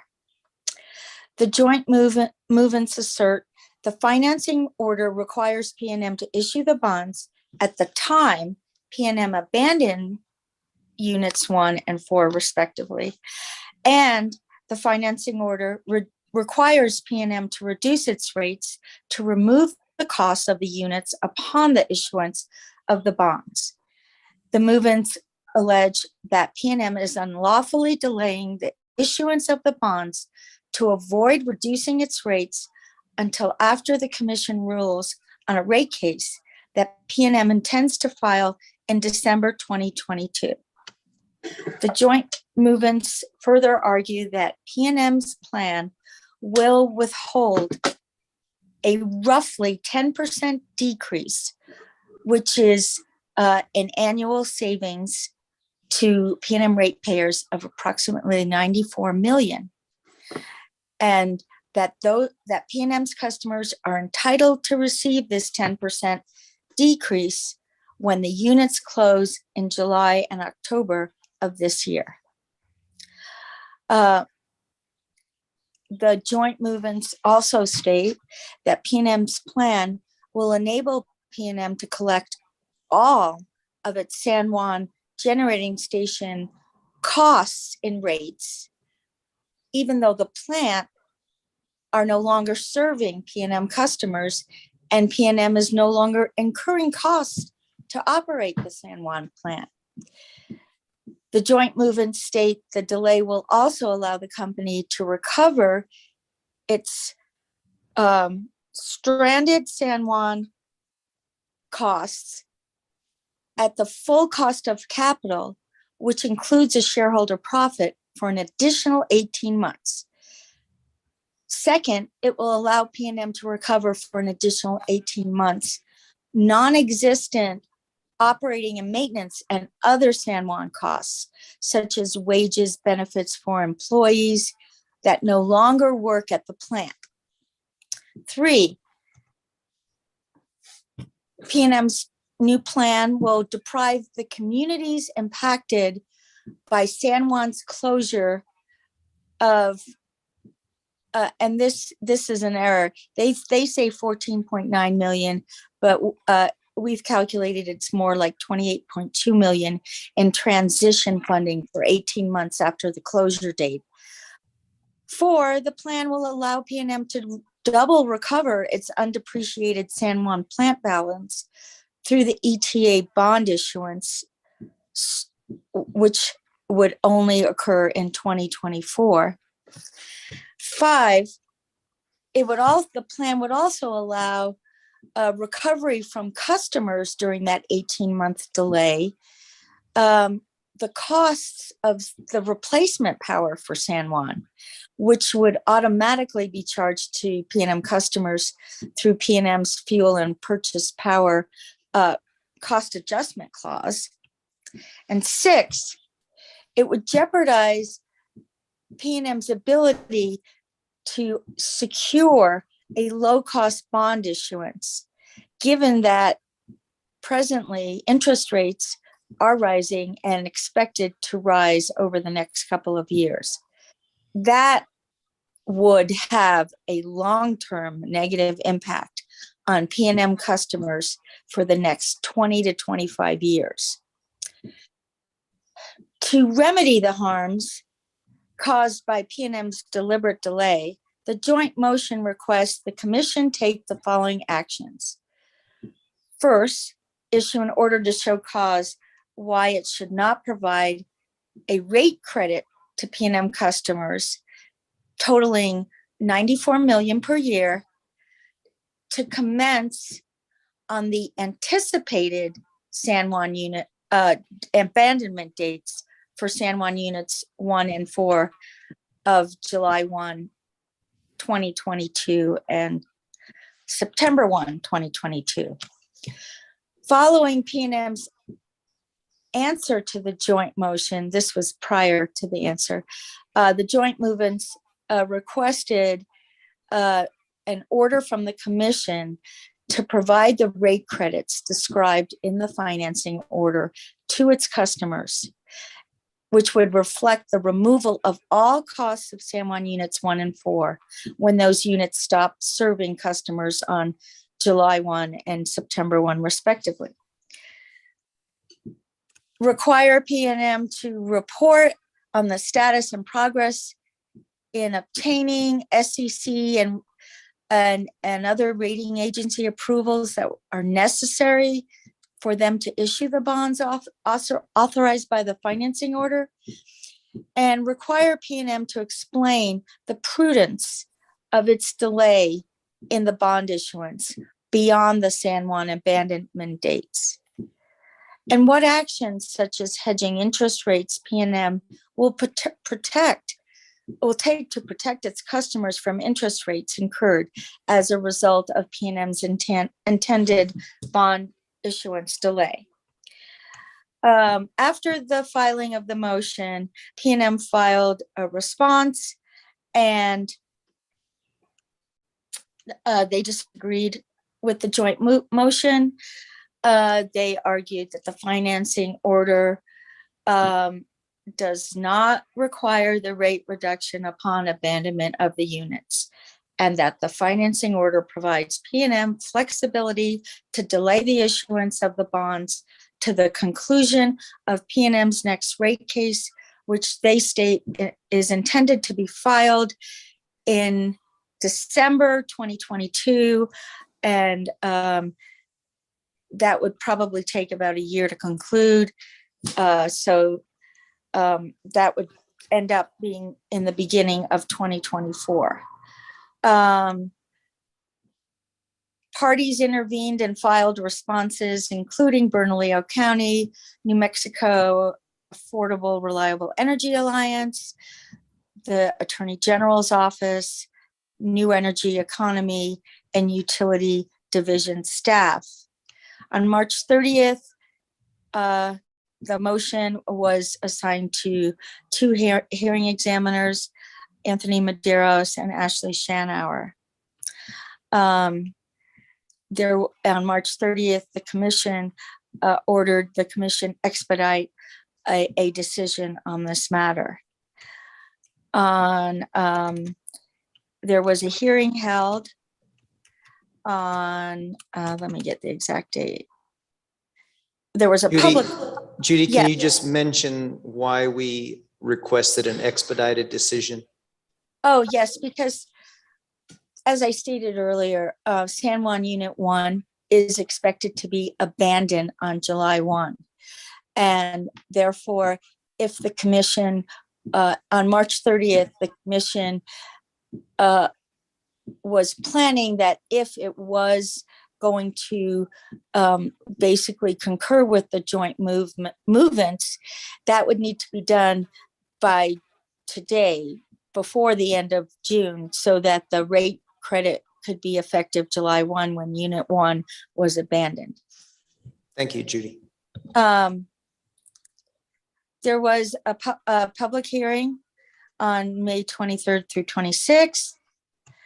And the RD was issued by hearing examiner Anthony Maderos on June, I think it was, I'm trying to think of the exact date. I believe it was June 17th. And right now I'm going to read from the RD a summary of the case and the decision. And if you would like to have that on screen sharing, Anthony Maderos would be able to do that. If not, I will just read from it. Mr. Chair, I just suggest we put it on screen sharing just for the Okay. general audience. Let's go ahead and throw up the summary of the RD from the RD.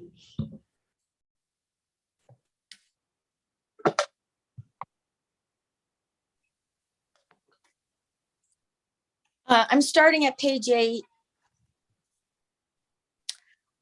This case is about P&M's attempt to collect 134 million of savings that were intended to go to ratepayers under the Energy Transition Act upon the abandonment of the remaining San Juan units 1 and 4. It's also about the potential delay of 28.2 million of energy transition funds for displaced workers and communities affected by the abandonments. The ETA was adopted to facilitate the transition of New Mexico's coal-firing generating resources to cleaner renewable energy resources. It provided a securitization process that would enable utilities to recover the previously unrecovered costs of those plants. The securitization process occurs by issuing low-interest bonds that would provide savings to ratepayers compared to a more traditional rate-making method of recovering previously unrecovered costs. And the ETA provided that a large share of the proceeds of the securitization would be used to mitigate the impact of the plant closures on displaced workers and communities affected by the closings. Under the ETA, P&M's original filing in this case, and the April 1st, 2020 financing order that approved P&M's, hold on, got garbage pickup, that approved P&M's original application for the financing order, anticipated 5 events would take place at about the same time. And this is important. These 5 events are important and were stated in the financing order and in the financing case. 1, the abandonment of the plants. 2, the issuance of the bonds and utilities receipt of the bonds. 3, the charges to be paid by ratepayers for debt service on the bonds. 4, the removal of the San Juan plant costs from rates. And 5, the distribution of the portion of the bond proceeds to benefit displaced workers and affected communities. However, sometime after the April 1st, 2020 financing order, P&M developed a new plan that changed the order of those 5 events to its advantage. And it did not notify the commission or any of the parties about the new plan. P&M did not seek commission approval. Instead, P&M attempts to argue that the new plan should be governed by the same terms in the financing order that approved the original plan. P&M's new plan separates abandonment of units 1 and 4 from the other 4 elements of P&M's plan, meaning issuance of the bonds and transfer of proceeds for displaced workers and communities. P&M is set to abandon Unit 1 on June 30th, 2022, and Unit 4 and Common Plant on September 30th, 2022. I stand corrected in my earlier dates. Thank you. PNM states that its current intention is to issue energy transition bonds 15 to 18 months later, in January or February of 2024. And its new plan is to start assessing energy transition charges shortly after the bonds are issued in 2024, and to delay removal of the units 1 and 2 costs from rates until the conclusion of a rate case that PNM intends to file in December 2022, which, as I stated, would be approximately December 2023, and to make payments for the benefit of displaced workers and communities upon the unit's abandonments. And I'm reading from the RD. The new plan enables a double recovery of costs by PNM. PNM ratepayers would pay, and PNM shareholders would be able to continue to recover approximately $134 million of costs for the San Juan units 1 and 2. However, these facilities will no longer be providing service to PNM customers. Plus, recover the costs of the replacement resources for those San Juan units until the conclusion of the promised rate case in January or February of 2024. Then, after issuance of the bonds in 2024, PNM ratepayers would pay, and PNM shareholders would also recover the full amount of the abandoned plants measured at their value on the date of abandonment in June and September 2022. If the commission accepted PNM's new plan without a credit, that those costs, without a credit resulting from ratepayers' payment of costs for unit 1 and 4 between the date of abandonment and the conclusion of the promised rate case in 2024. If that would deny PNM ratepayers a large portion of savings intended by the ETA.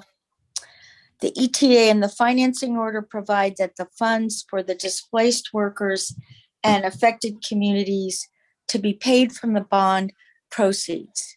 So while PNM states that now it intends to make the payments upon the unit's abandonments, there's no commission order requiring that those displaced worker and affected community payments are made on those days. And those people must rely on unenforceable representations in PNM's new plan.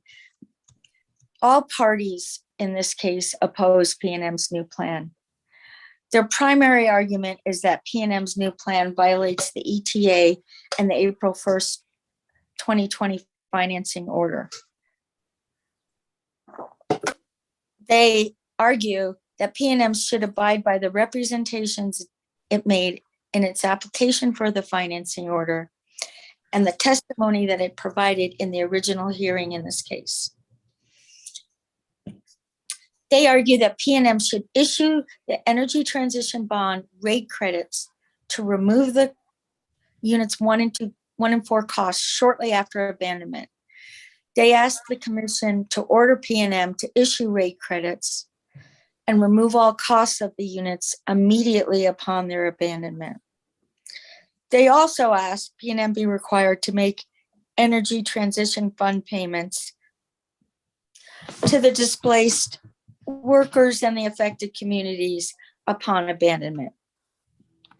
Many of the parties also state that PNM's intended delay in the bond issuance will cause the bonds to be at higher interest rates that will cost ratepayers more in debt service payments and further deprive ratepayers of the Energy Transition Act's promised savings.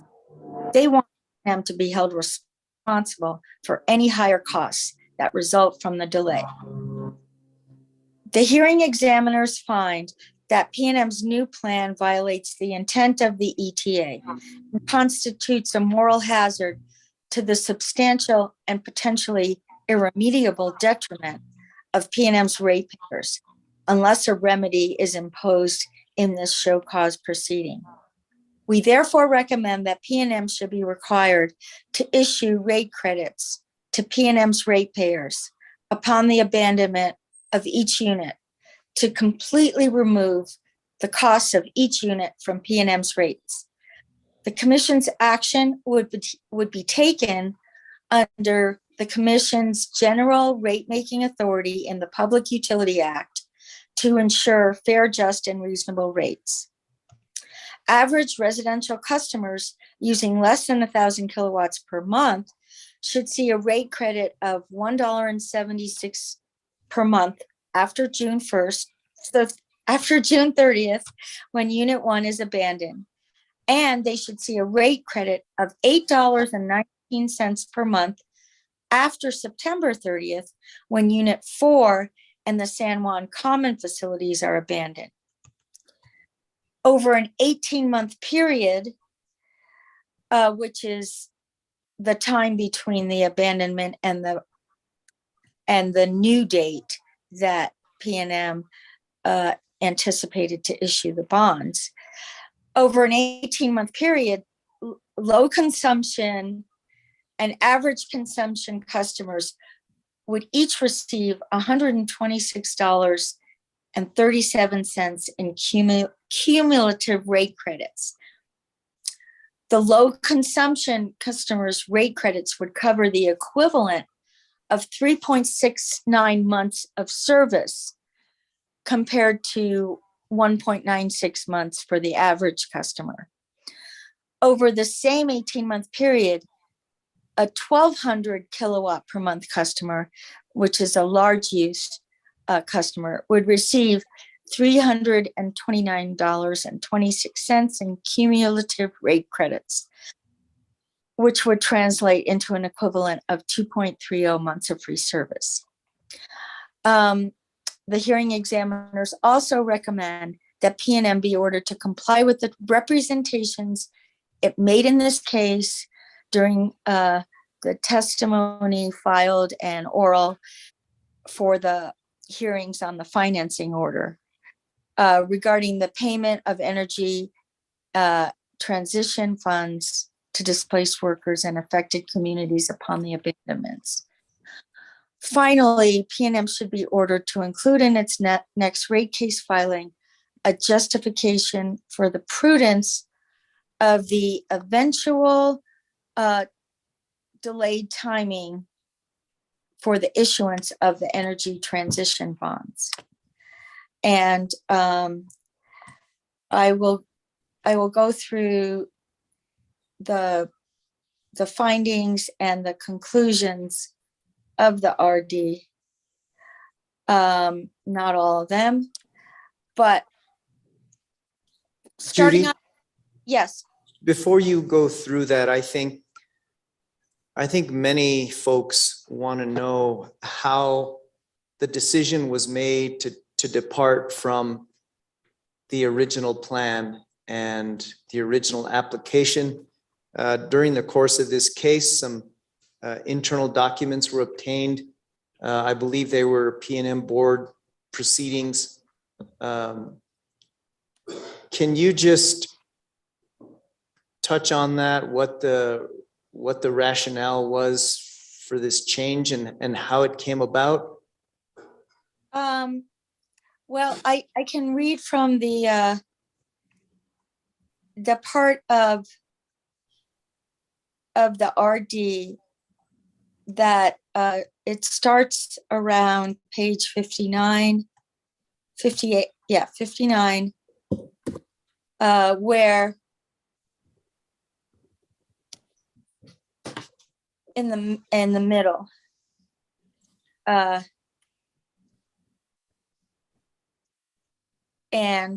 there's certain footnotes that I can read from.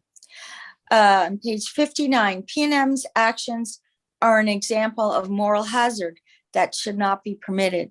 Moral hazard was defined by the Florida Public Service Commission as, quote, a form of gaming by which one party to a plan or contract may act in ways within the framework of the existing plan that allows it to gain an unanticipated competitive or financial advantage at the expense of the other party.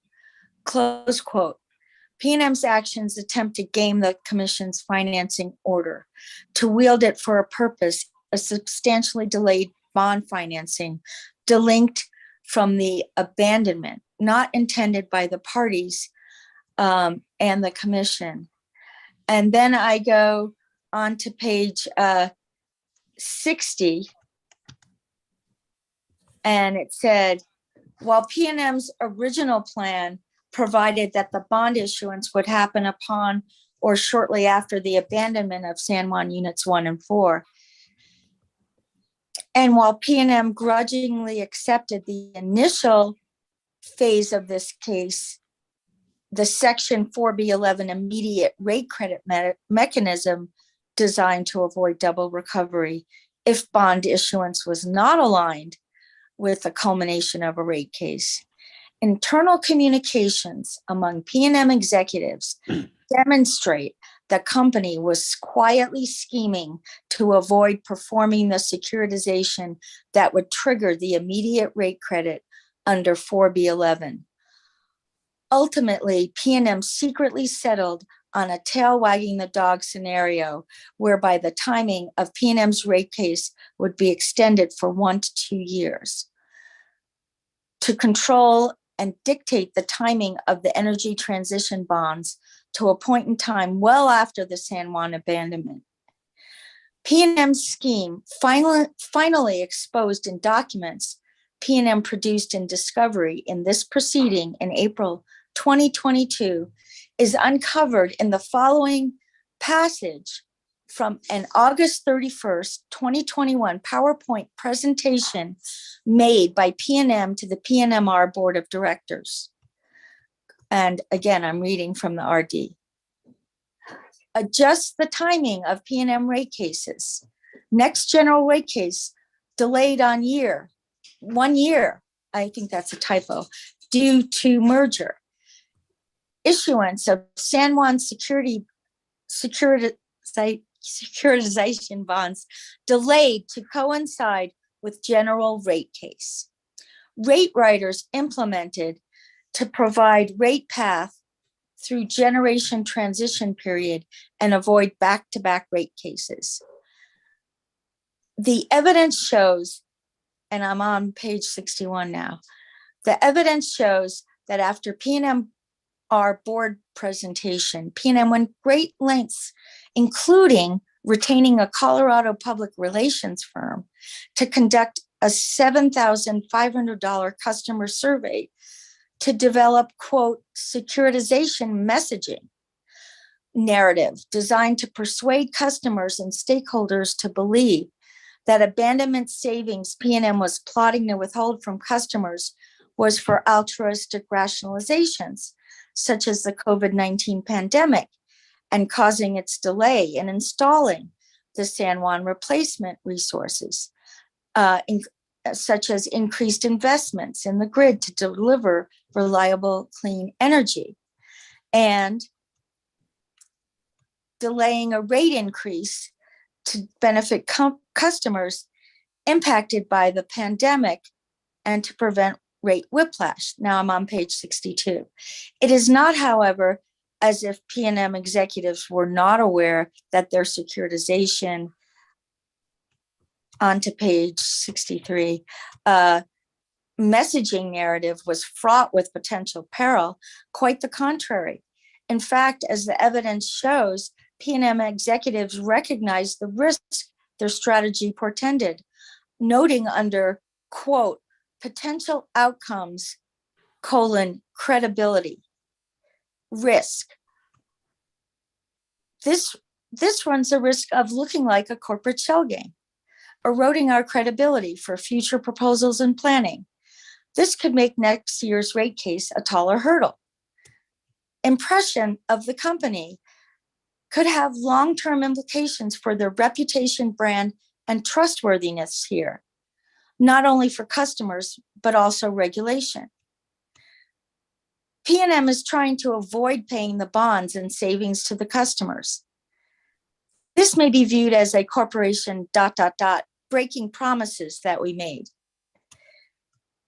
PNM's new plan and lengths PNM went to in obscuring its intention to stealthily retain the San Juan savings it previously promised ratepayers would enjoy, in persuading the commission to approve the company's original plan, highlights the need to establish the rate-making treatment for the isolated act of abandonment.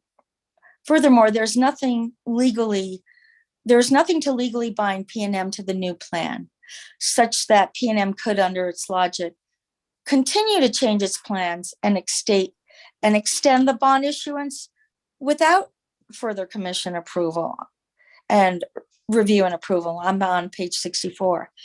And continue indefinitely to recover from the ratepayers the costs of abandoned units that are no longer providing service. There's no indication that the legislature intended to eliminate the commission's authority to address this situation. The commission therefore should eliminate the risk of moral hazard to ratepayers. The record clearly reflects PNM created in this matter by ordering the relief set forth below. And there are footnotes I could read, but only if the commission would request me to. No, I think that's good. I just felt like, everyone should understand the genesis behind the plan and how it was spun, so to speak. So go ahead and kind of resume whatever plan you had to go through the RD. Thank you, Just Judy. to let you know, I was going to go through the RD's findings and conclusions and decretal paragraphs. And then I was going to go through the proposed order, unless the commission would like me to go through the exceptions and responses. But at this point, I'll go through the RD's findings and conclusions, which are on page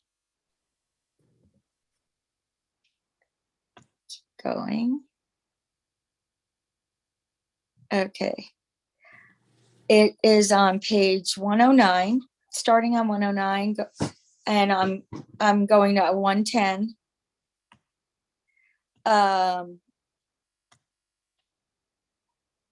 Number 4. So the RD found that the financing order provides for removal of the San Juan energy transition costs through the issuance of securitized bonds upon or shortly after the abandonment of San Juan units 1 and 4.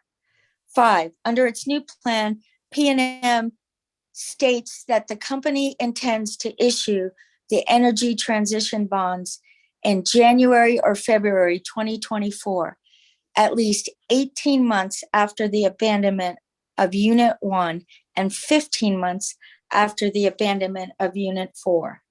6, PNM's new plan severs the fundamental linkage in the Energy Transition Act between a qualifying generating facilities abandonment, i.e. PNM's abandonment, and the securitization of energy costs and imposition of the energy transition charges.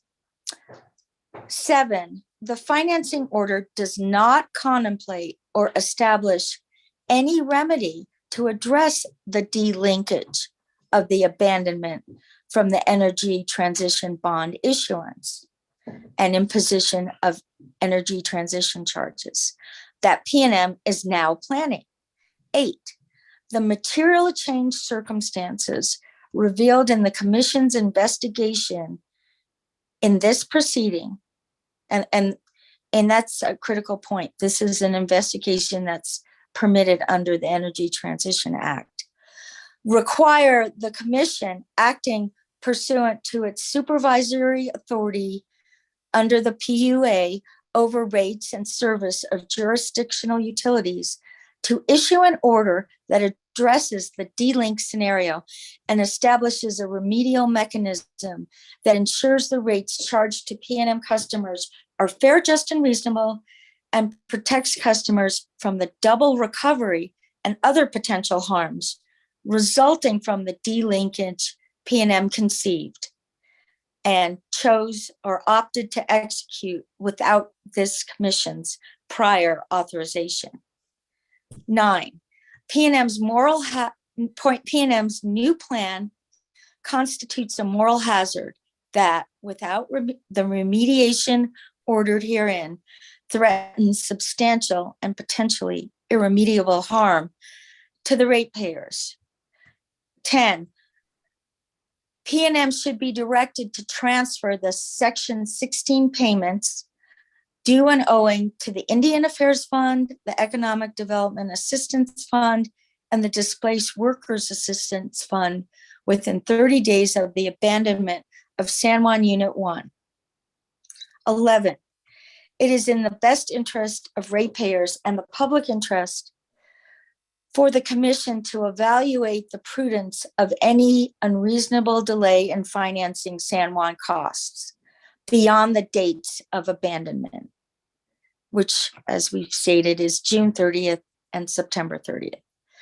The commission's evaluation should examine at a minimum any increased interest rate that PNM bonds incur as a result of the delay, whether PNM shareholders should be responsible for such added costs, whether PNM's delay beyond the dates of abandonment is outside the authority provided the company in the financing order, and whether such delay impaired or might impair the marketability of any energy transition bonds PNM has issued or eventually issues. PNM therefore should include in its next base rate case application a filing, an explanation and defense of the prudence of delaying bond issuance, but beyond the San Juan abandoned dates, and what actions PNM may take or has taken to protect customers from interest rate increases incurred as a result of PNM's intended bond issuance delay, and to ensure the continued marketability of any energy transition bonds issued by the company. And I go to the decretal paragraphs on page 112. And it adopts the findings and conclusions that I just read in decretal paragraph A and decretal paragraph B. PNM shall file an advice notice by July 1, 2022 that revises PNM's rates to remove all costs of San Juan Unit 1 from rates and issues rate credits to customers using the allocation and rate design methodology approved for the energy transition costs in the financing order as described above. Mr. Chair, Mr. Mayor, Yes, Yes. Commissioner Byrd. you said unit, I think you said unit 1 and it reads unit 4. No, I was in B. Now I'm going to go, Okay, the language is the same otherwise. Thank you. yeah. And then in C, PNM shall file an advice notice by October 1st, 2022 that revises PNM rates to remove all costs of San Juan Unit 4 and the San Juan Common facilities from rates and issues rate credits to customers using the allocation and rate design methodology approved for the ETCs in the financing order as described above. D, PNM shall transfer the payments due and owing under NMSA 1979, section 62-1816 to the Indian Affairs Fund, the Economic Development Assistance Fund, and the Displaced Workers Assistance Fund within 30 days of the abandonment of San Juan Unit 1. E, PNM shall include in its next base rate case application filing an explanation and defense of the prudence of delaying its bond issuance beyond the San Juan abandonment dates. and what actions PNM may take or has taken to protect customers from interest rate increases incurred as a result of PNM's intended bond issuance delay, and to ensure the continued marketability of any energy transition bonds issued by the company. And the proposed order would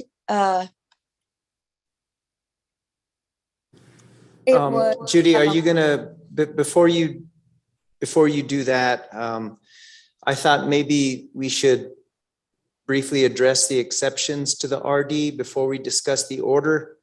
But I did want you to just address the primary findings of the investigation with respect to violations of the ETA. Can you just reference the part of the RD that addresses that? Oh, yes. If you don't mind. Yeah, that's on page 49. I think we'll go to that. I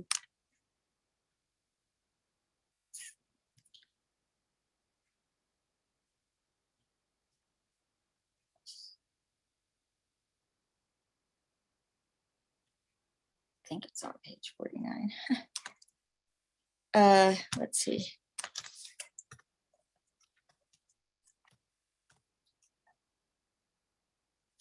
Top of the page, the given that on page 4. Yeah. It's on That paragraph. Yeah. yeah. Let's see, is it 49? Let's read the whole paragraph. Okay. I'm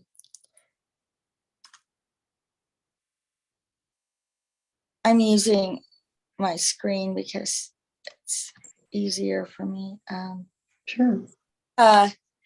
Given that the legislature appears to have intended the qualifying utility to issue the bonds close to the time of the abandonment, but did not establish a specific limit, the hearing examiners believe that the time for the issuance of the energy transition bonds should be interpreted as being reasonable to achieve the Section 16 purpose. Now, as we talked about earlier, Section 16 talks about the payments to the various funds to assist displaced workers and the community. Mhm. The hearing examiners thus find that PNM's new plan to issue the bonds in January or February 2024, at least 18 months after the abandonment of Unit 1 and 15 months after the abandonment of Unit 4, will not achieve the purpose of Section 16. They further find that the revised plan is not reasonable and that the revised plan violates the ETA, the Energy Transition Act. Mr. Chair, I would point out where Judy just took us back to look at the Section 16 provisions. You know, they were saying within 30 days, various actions would be taken. And so obviously 18 months is far longer than 30 days. And I think that's, I definitely agree that it's a violation. Okay, and then Judy, can you just read the next two sentences in the follow-on paragraph? Yeah. Let's see. Starts with PNM's claim. PNM's claim that making the payments out of its own fund at the time of abandonment, which is something they stated they would do, but it isn't located anywhere in writing, will achieve the purpose of Section 16. But this does not address the proper interpretation of the ETA. The issue here is what the legislature intended for the timing of the bond issuance, not how the company, through guileful manipulation of the ETA's provisions, could allied its failure to satisfy the legislature's intent. Consequently, reading pertinent provisions of the ETA in pari materia as a whole, the hearing examiners find that the language of Section 16 complements and informs the applicable language of Sections 2, 4, and 5 of the ETA, and that the ETA was intended to require the issuance of the energy transition bonds at an unspecified time, but certainly close to the abandonment of the qualifying facilities. Should I keep going? Therefore, while No, I think that's good. I think that I just wanted you to reference that part that speaks to the violation of the ETA as concluded by the hearing examiners. Okay. Thank you, Mr. Judy. Chair, Yes, Vice Chair Hall. there was one other provision, part of the recommended decision that I wanted to ask Judy to read out as well, relating to moral hazard. And it was the paragraph that followed on the one that she read when she started discussing this whole matter on page 59. It's just for the audience's sake, it sort of clarifies how the concept of moral hazard plays out. So I'll go to page 59, and it's the paragraph that says moral hazard occurs. Down at the bottom. Yes. Yeah. It illustrates it. Yes. We're quoting from Investopedia. Quote, moral hazard occurs, according to Investopedia, when there is an asymmetric information, where there is asymmetric information between two parties, and a change in the behavior of one party occurs after an agreement between the two parties is reached. Asymmetric information refers to any situation where one party to a transaction has greater material knowledge than the other party. And then I believe I read the where it starts. You did. Yeah. For that. She did. Yeah. Is that all you wanted me to read, Commissioner Hall? Yes, and thank you, Judy and Mr. Chair. I just wanted that to be read because just so whoever is listening in understands that our concern here is that P&M was in possession of superior knowledge or asymmetric knowledge insofar as they had a plan they wanted to implement, and that knowledge was not shared with us until now. And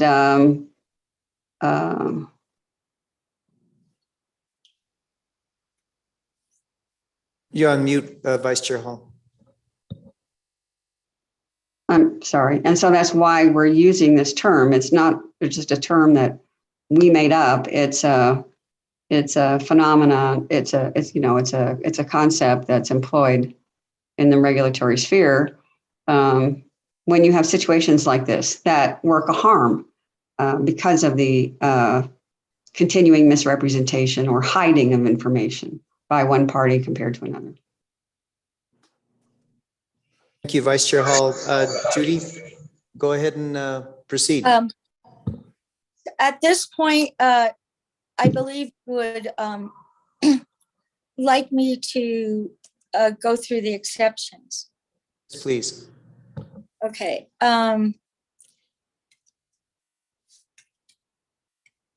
Now I'm going to a part of the final order that is proposed for adoption. And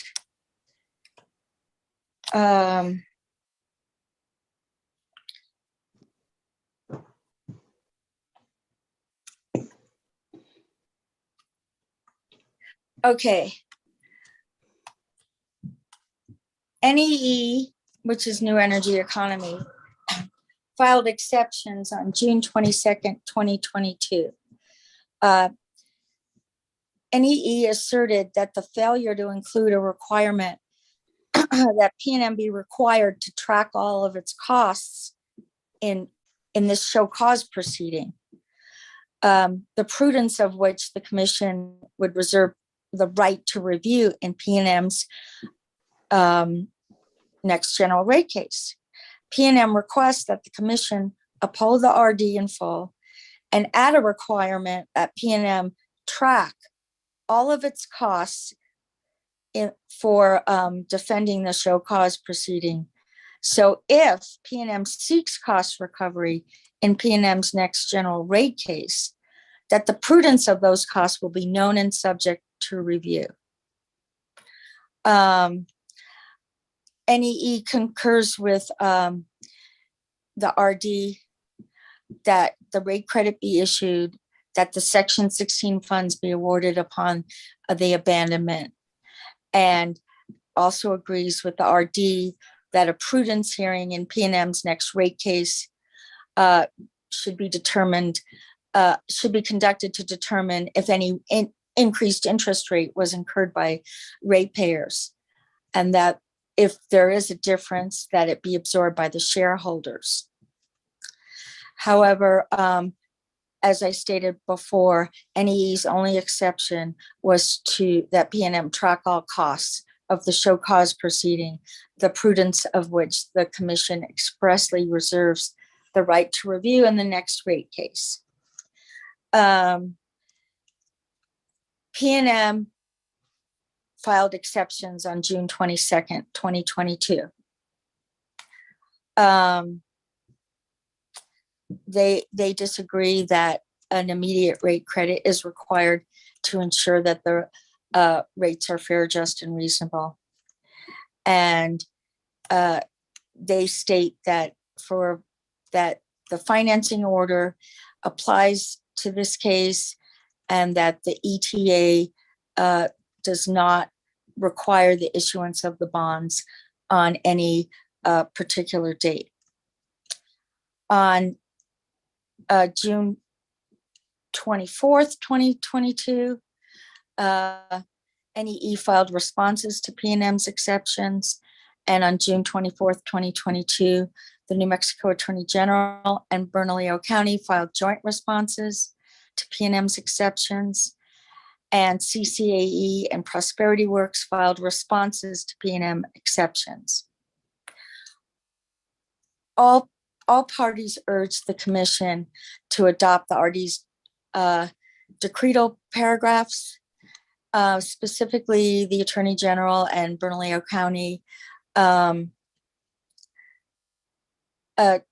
encouraged the commission to reject P&M's exception 1 and issue, which P&M accepted to the rate credit. And the AG in Bernalillo County requests that the commission issue the rate credit, which is in the commission's Public Utility Act authority and which is not prohibited by the ETA. The AG in Bernalillo County asked the commission to reject P&M's exception 2, and they actually asked the commission to require P&M securitize the bonds as soon as possible, and reject P&M's requested exception to issue bonds at its own, whenever it decided to, at its own convenience. They specifically stated that bonds should be issued and financed as close to the date of abandonment as unit 1s and 4 as possible, with the effective date being the date of abandonment. And lastly, the AG and Bernalillo County request the commission reject P&M's exception 4 that defers issuance. P&M and its exception 4 wanted to be able to defer issuance of the bonds until after the end of the next rate case proceeding. And should I go, I can go further into the exceptions if you'd like, or I can go into the proposed order. If there's no objection, maybe we can go into the proposed order and focus on perhaps departures from the RD or additions to the RD's recommendations.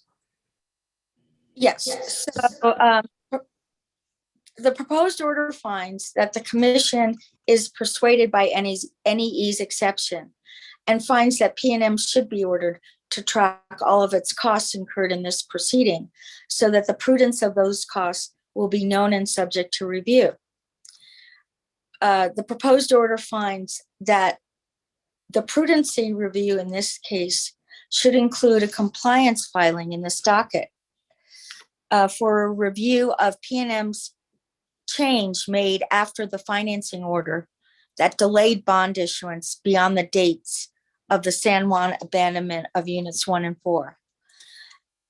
The two benchmark dates established for review should establish the interest rates that are in existence at the time of abandonment compared to the actual date of bond issuance. Benchmark date number 1 will be set 30 days following the abandonment of unit 1, and benchmark date number 2 is to be set 30 days following the abandonment of unit 4. Such compliance filings should be in this docket no later than October 15th, 2022. And then I'll go to the decretal paragraphs. With the following additions, the RD is accepted, adopted, approved in its entirety. And here are the additions. A, NEE's exception is adopted, and P&M shall file a report in this docket no later than October 15th, 2022, that contains a record of all costs incurred in this proceeding so that the prudence of those costs will be known and be subject to review in its forthcoming rate case.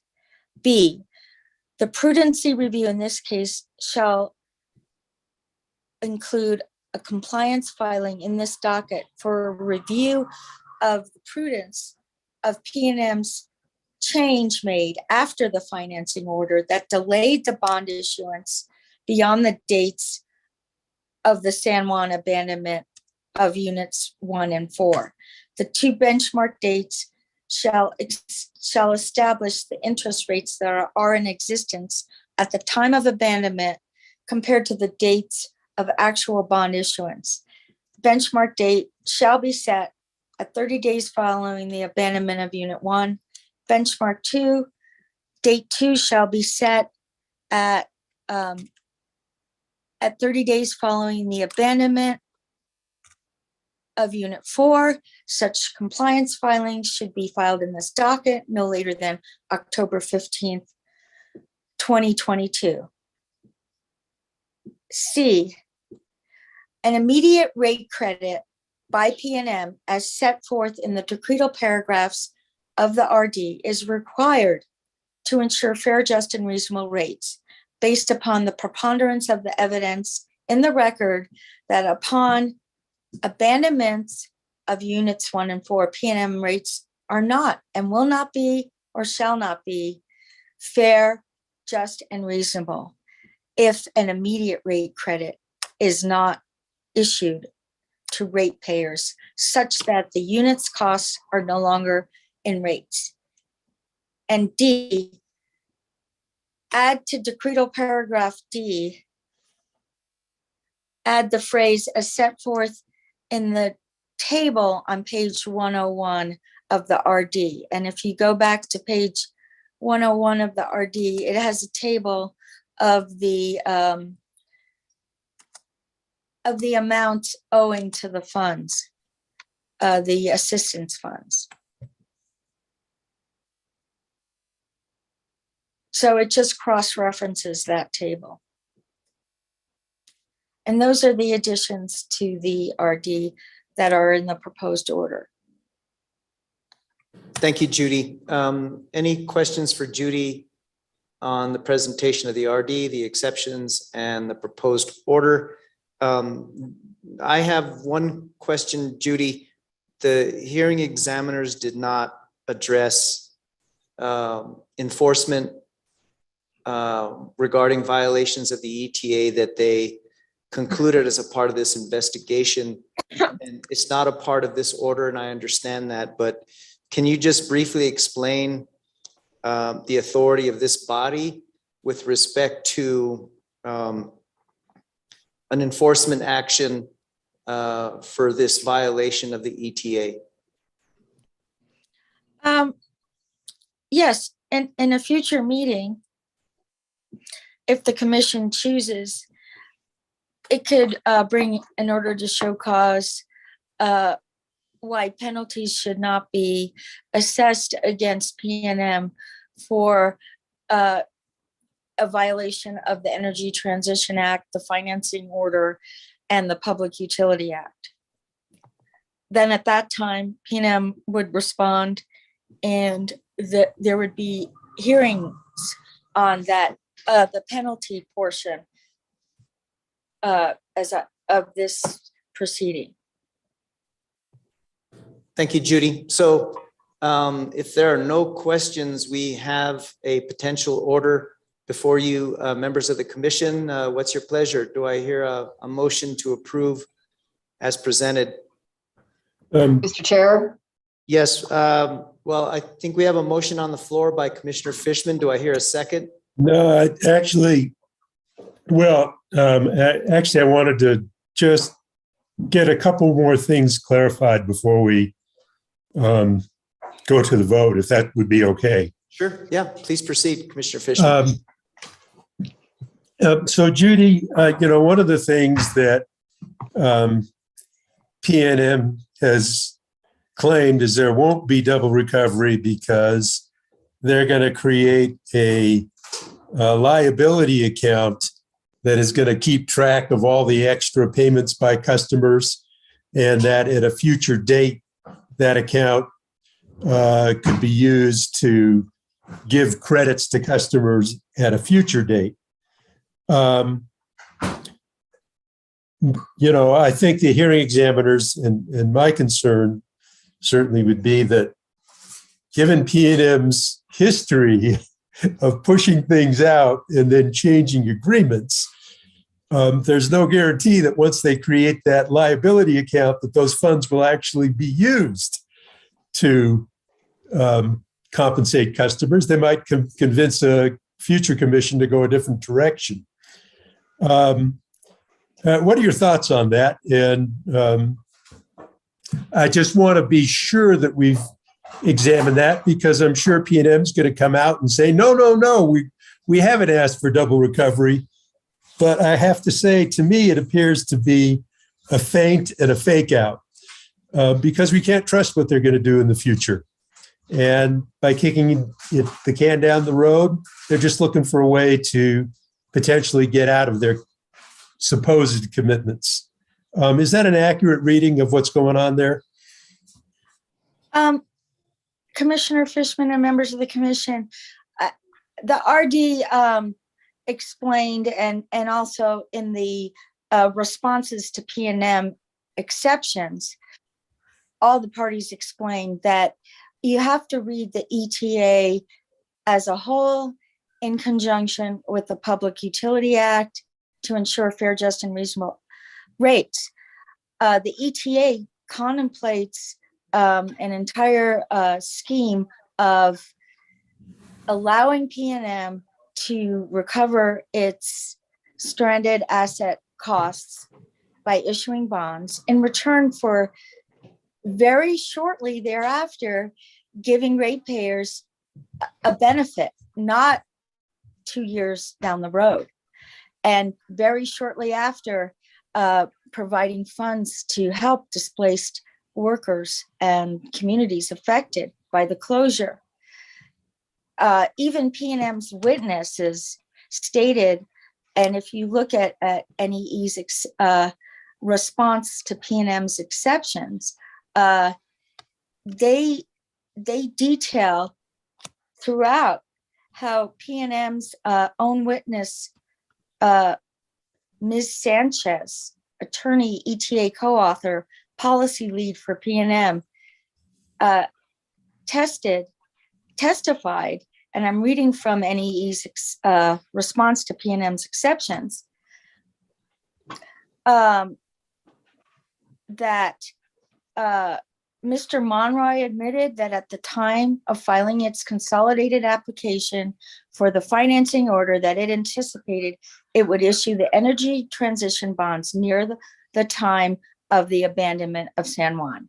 Ms. Sanchez, who was attorney, ETA co-author, and policy lead for P&M, testified that the primary purpose, or one of the major goals of the ETA, was transitioning out of coal. The utility had an interest in recovering stranded costs, and securitization was a low-cost mechanism to do that with. She also testified, I think there was an expectation, an intent, a plan, if you will,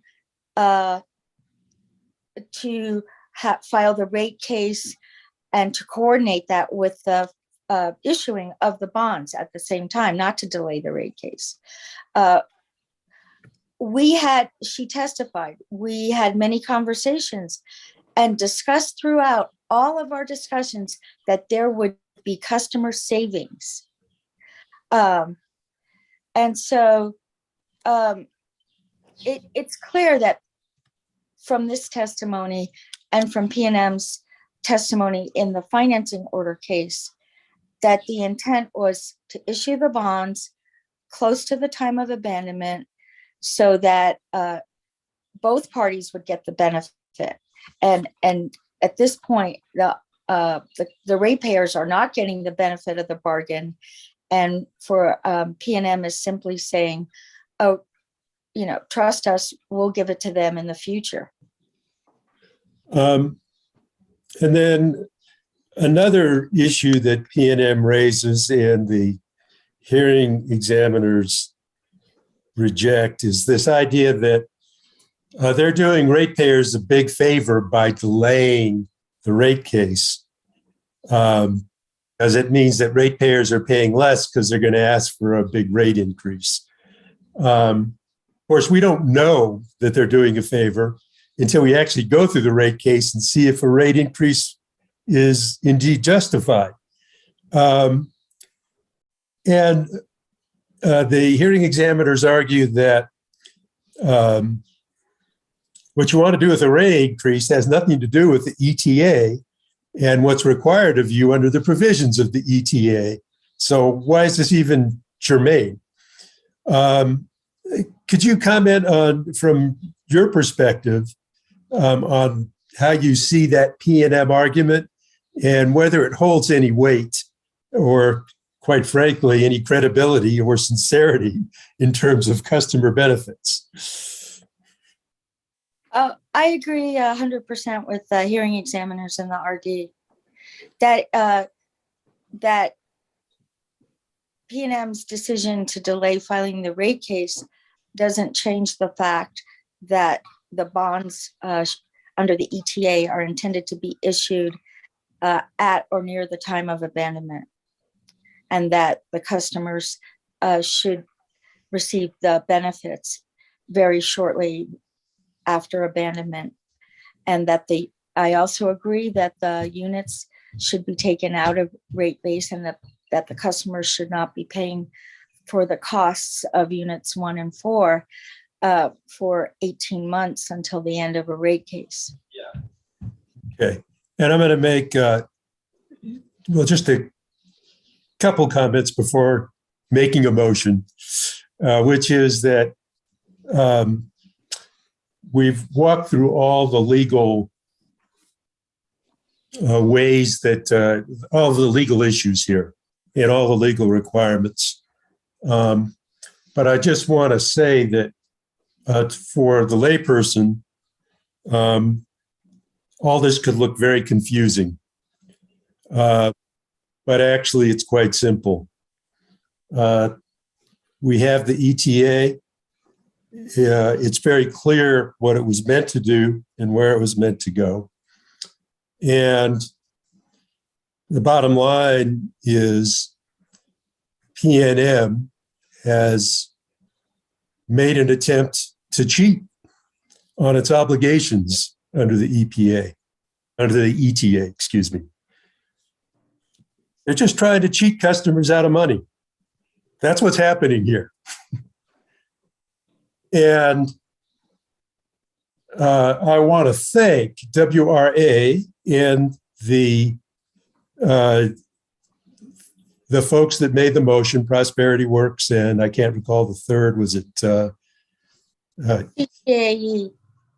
CCAE? I want to thank them for making the motion and bringing this subterfuge to the commission's attention and for their follow-up on this case. You've done the public a tremendous service.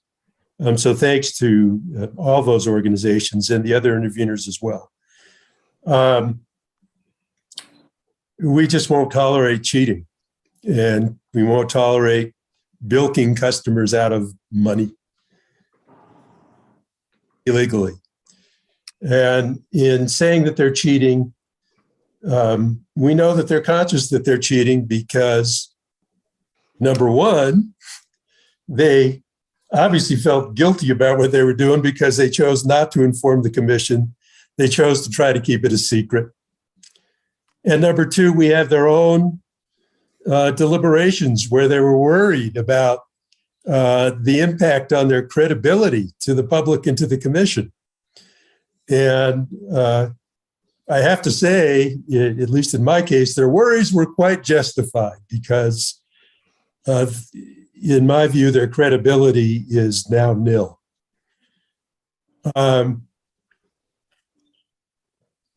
We're just not going to abet cheating. I will say that thank you, Chairman Maestas, for raising the issue of future penalties, because I believe in this case, it's thoroughly justified that we should be looking into our options there because of this egregious behavior that we've seen in this case from PNM and some of the ludicrous arguments and legal gymnastics they've tried to go through to justify that behavior. Anyway, with all that in mind, I move the order. Okay, thank you, Commissioner Fishman. We have a motion on the floor by Commissioner Fishman. Do I hear a second? I'll second it.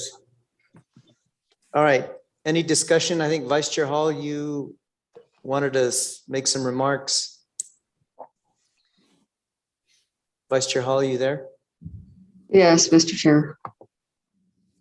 Yes, I just wanted to concur with everything Commissioner Fishman just stated and express my own sense of deep disappointment, concern, really anger at the way the facts reveal essentially a subterfuge. It's very, very frustrating to see this sort of thing happen, especially in the context of the ETA, where the entire state was sort of involved in watching how this law was developing and what benefits it would provide and what a good thing it would do for our community, and then to have it sort of sullied this way with this kind of treatment and abused with this kind of manipulation of the terms of it by the company is just very, very unfortunate. And I hope the company realizes that future commissions the next commission is going to be starting with this case having just occurred. And I feel that, whatever doubts might have existed in the past about PNM's trustworthiness, that's been damaged by this case, in my opinion. And I also want to especially thank the interveners who were able to acquire that information from the company PowerPoint that revealed that, their chief executives were worried and stated that they could see that these very actions were going to look just like what they are. Nevertheless, they went forward with it, and it was information we were not privy to at all. No one was privy to except the company. So this is just the clearest illustration I've seen since I've been on the bench here at the commission of how this company serves its own ends and makes it difficult for us to get the information we need to serve the balancing objective that we have, responsibility that we have. And I think that should just stand as a warning to future commissions that that the wholesome skepticism that this commission has held has been well placed. So I just hope that that possibly PNM from this case might want to turn around, have some sort of a turnaround and act a little bit more responsibly than they have been now. So that's all I have to say. Thank you, Vice Chair Hall. Commissioner Vicente Aguilar, would you like to make some remarks under discussion? We have a motion and a second on the floor to move the order. Yes, Mr. Chairman, thank you very much. I think P&M realized that when they tried to conceal the information from the Public Regulation Commission, I think they were buying time. And this, in my opinion, this has been a plan in the process. There's a lot of uncertainty in P&M's recently revealed changes. And one, I like to ask P&M, are they genuinely concerned about realities of ratepayers? Or is P&M manipulating the financing order of the energy transition charges? I can't, there's a number of changes and different maneuvering that has occurred in this particular recommended decision. I find it very, very difficult to read the facts and to learn about the facts, how P&M tried to undermine the public utility company. This morning, I continue to review the information, and there's a thought that came to my mind. Maybe this is why P&M fought for favorable legislation, ETA. They fought for a favorable treatment. We saw how their efforts have crossed the line. Ultimately, the ratepayers pay the price. That's where we come in, where we come as PRC commissioners to review whether it's prudence and justified for rate treatment process. I think P&M has misled the public and the PRC for the delays of the abandonment of San Juan Generating Station Units 1 and 4.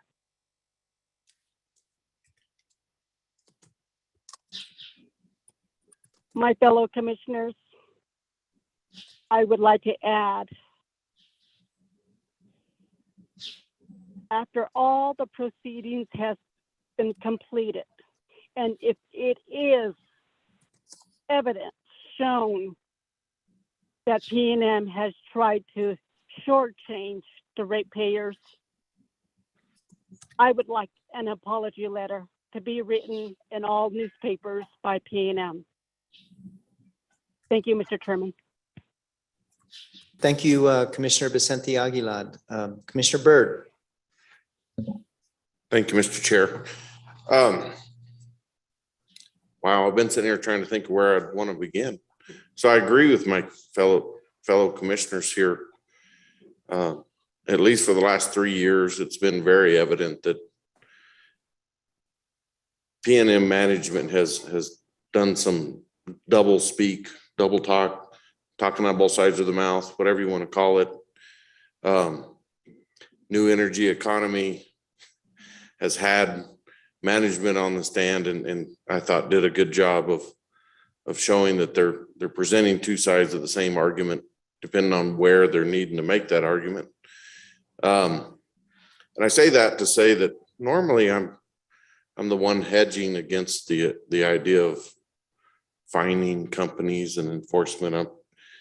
I've always tried to walk back whatever type of fines that we are proposing, because generally I felt that the companies have, yes, made errors, but did so from a position of honesty, that they weren't trying to mislead, they just misled. But it is evident that PNM has tried to mislead. And I think our hearing examiner has done an exceptional job of documenting that for us. And so I will look forward to something soon where we discuss enforcement about the behavior of PNM on these actions. Thank you, Mr. Chair.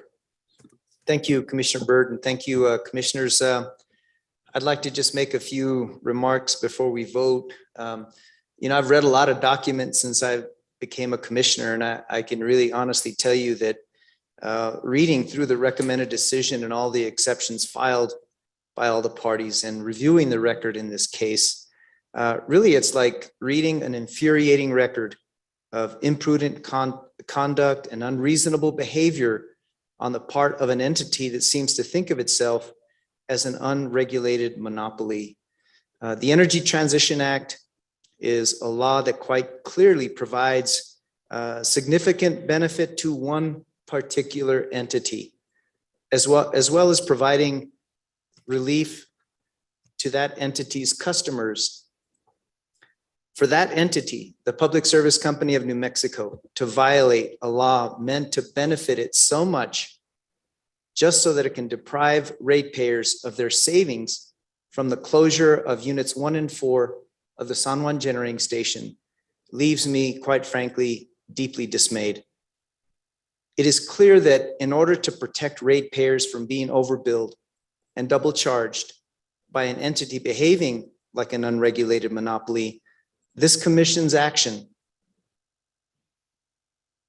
as outlined by the hearing examiner's recommended decision in this case, compels us to act in the public interest by providing a rate credit to PNM customers to ensure that the rates they pay are fair, just, and reasonable. If not for this commission's actions, the $28.2 million of transition assistance funding would be deprived from the communities and employees impacted by the plant's closure until PNM decides if and when to purchase bonds for securitization. This is just as egregious as double recovery of plant costs following abandonment. Additionally, the disturbing facts of this case exemplify exactly why the commission should act in the ratepayers' interest and in the interest of heading off any additional imprudent and unconscionable conduct by requiring PNM to include in its next base rate case application a prudency review of its decision to delay bond issuance beyond the abandonment of the San Juan Generating Station. In the recommended decision, hearing examiner Medeiros notes that PNM contends that requiring a prudence review as a result of PNM simply exercising its right in accord with the financing order would violate the Energy Transition Act, emphasizing that the act provides that, quote, reasonable actions taken by a qualifying utility to comply with the financing order shall be deemed to be just and reasonable for rate-making purposes. This statement begs the question, what about the unreasonable actions taken by a qualifying utility to subvert the intent of the financing order and to violate the Energy Transition Act itself? The ETA may well protect reasonable actions, but it is more than a bit galling for PNM to try to cover its imprudent behavior and attempts to shrug off the regulation needed for its monopoly with a gloss of reasonableness here.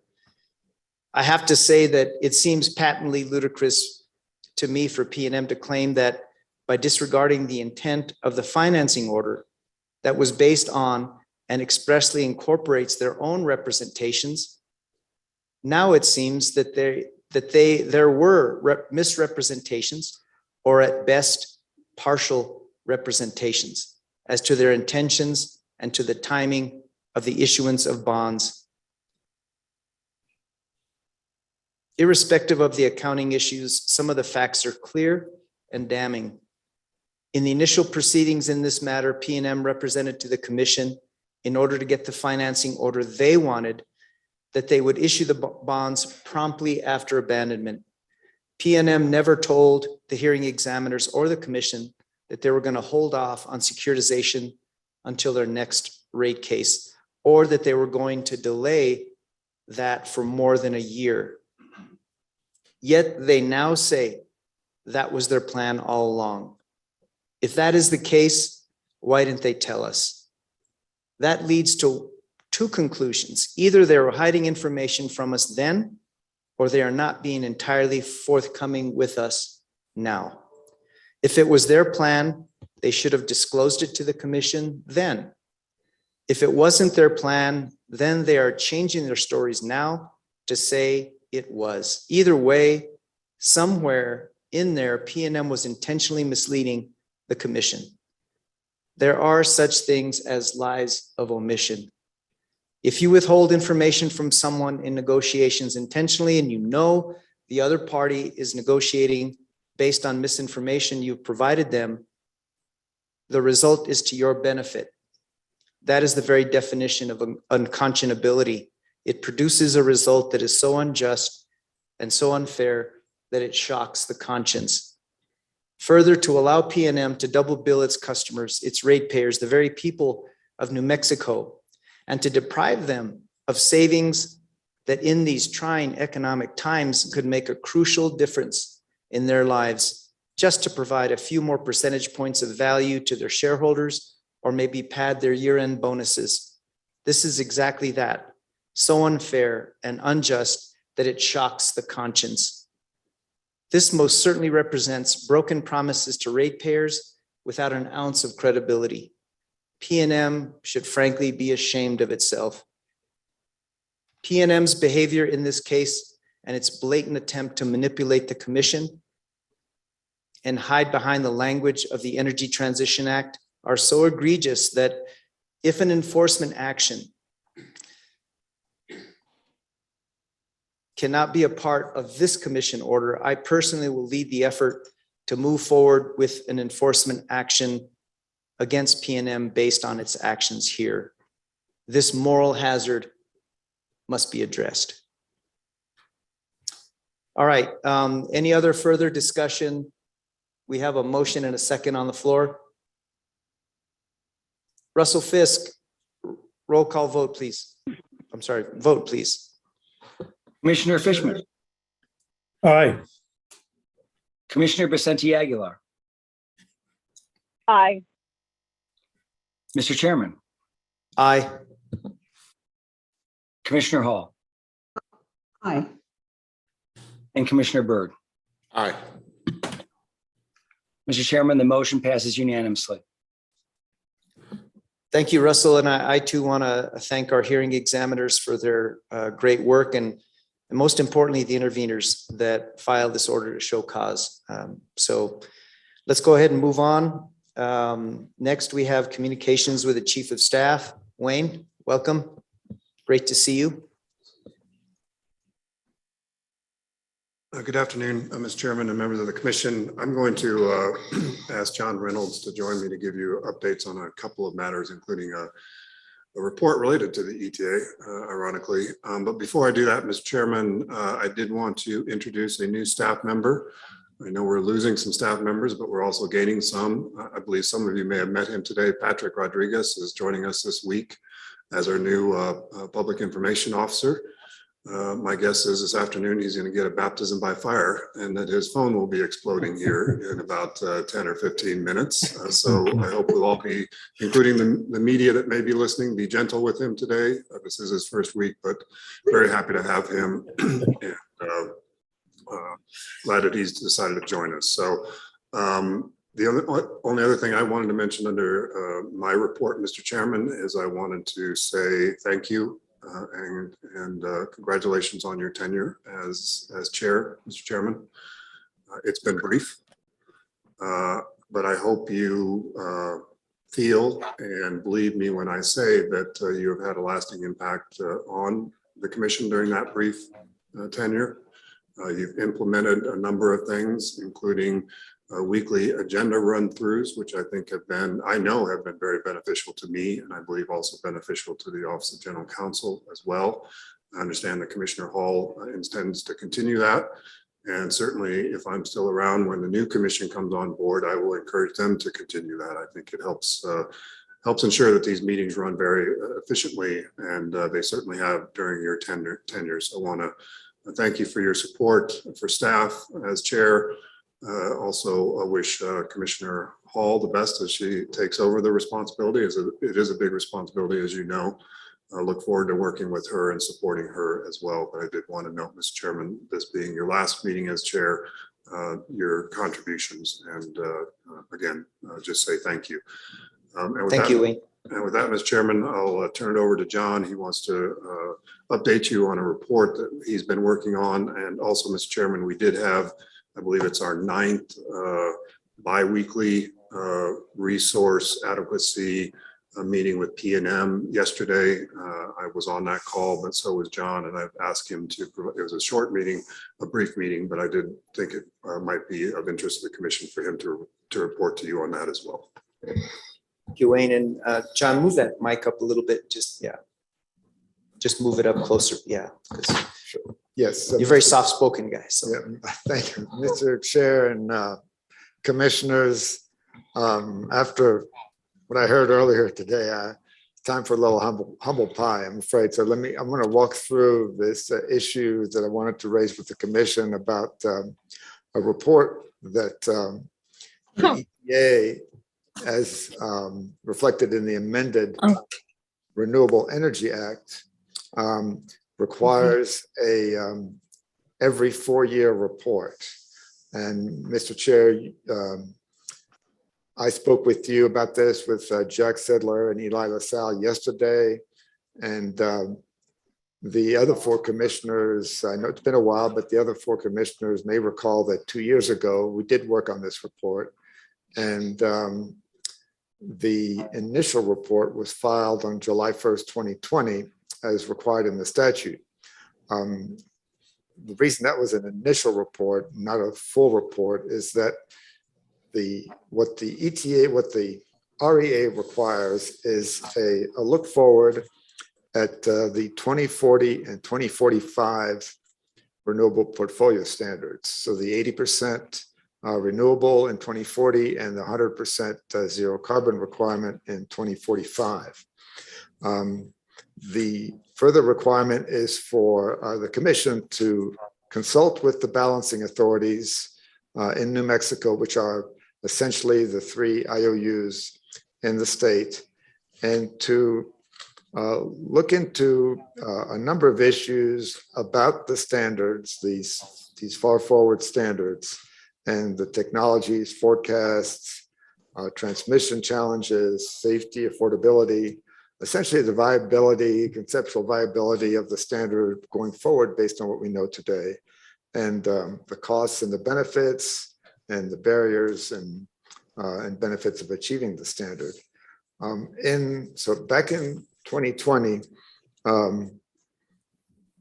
at that point in time, it was not long after the ETA passed, and the last IRPs, the integrated resource plans filed by the utilities, did not address this because the standard did not exist at the time.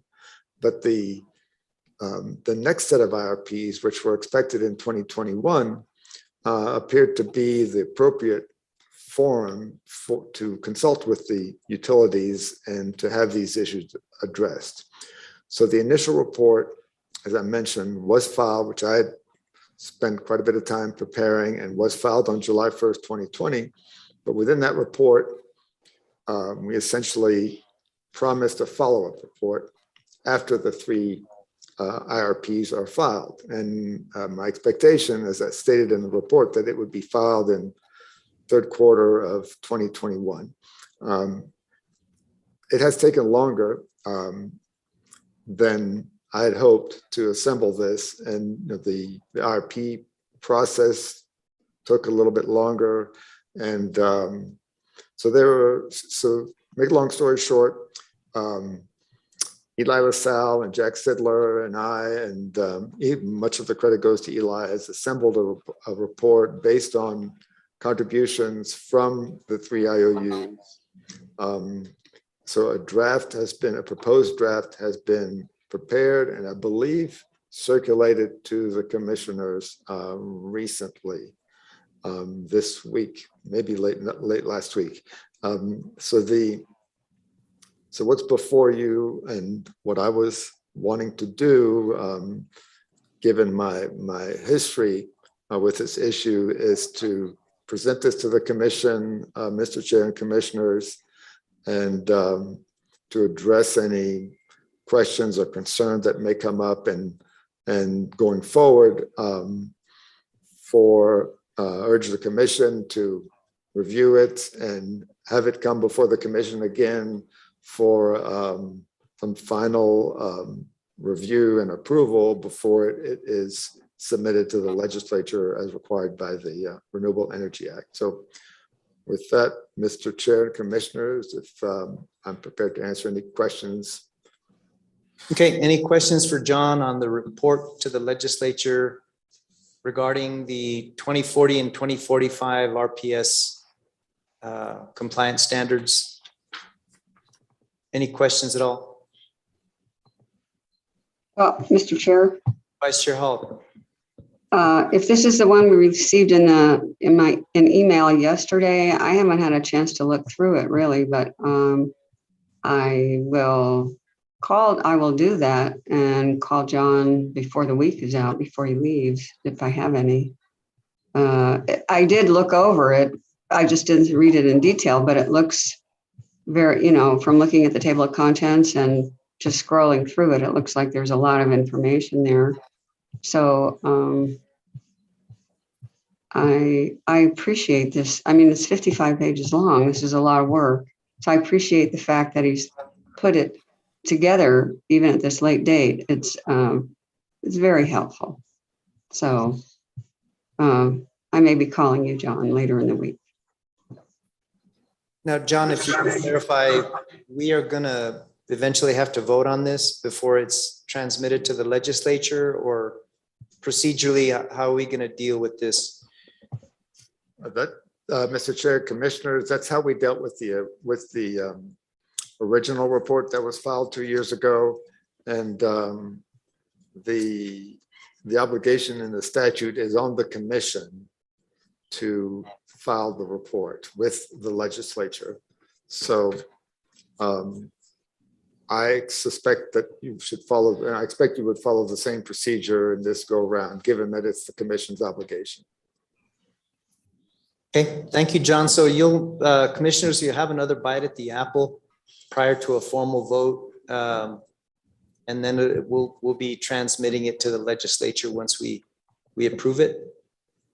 But are there any preliminary questions? This is not the first time. I understand the first one took several meetings of the commission to understand and contribute to it before it was formally adopted. So it's not quite old hat, but we've done this before. Is there a deadline we need to act, John, on this? Mr. Chair, Commissioner, the deadline, the statutory deadline is July 1st, 2020, so 2 years ago. And so we filed what we knew. And so we're at the point now where we're supplementing that filing. So we had a self-imposed deadline of last fall. And so I think at this point, the sooner we do it, the better. And then on to the next report, which is due 2 years from now, that would be based on hopefully the next set of IRPs. So this is supplemental to the original filing. Correct. This Okay. is supplemental to the original filing, which stated that the supplement would be coming once the IRPs are filed with the commission. So commissioners, sooner than later. So if we can maybe focus your attention on that document and review it. And then if you have any comments, I guess, who do we submit comments to? Who is your interim? Mr. Chair and Commissioners, I would recommend you touch base with Eli LaSalle. Eli LaSalle. And Jack Sidler. Okay. And provide your comments to them. Okay, so Eli and Jack will be the staff points of contact for any feedback from commissioners on this draft document. But let's try and get this on the agenda, maybe at the next meeting, which is going to be in 2 weeks. So, Madam Chair to be. Yes. We're already adding work for you. Any other questions on this report? Okay, hearing none. Any questions for Wayne? Any comments or questions for the admin side of the house? Okay, all right. Oh, okay, please. Yes, I forgot Mr. about that. Chair and Commissioners, one more thing. Item 2 for me today. Yesterday was, as Wayne mentioned, the 9th biweekly meeting with PNM that the commission ordered us to participate in, which was designed to focus on the 2022 summer resource adequacy. At this point, PNM feels like they've made some progress. They're not there yet, but they've made some progress towards meeting the 2023 requirements, planned expectation for the peak in next year.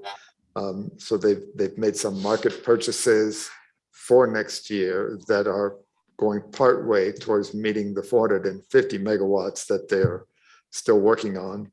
The RFP, in addition to that, the RFP that was issued in May, they're expecting responses July 20th. That's when they're due. And so they expect to pour over those for sure in some detail to looking for opportunities to address that situation then. They feel like while they welcome the relief from President Biden's pause in tariffs on solar panels, et cetera, they feel like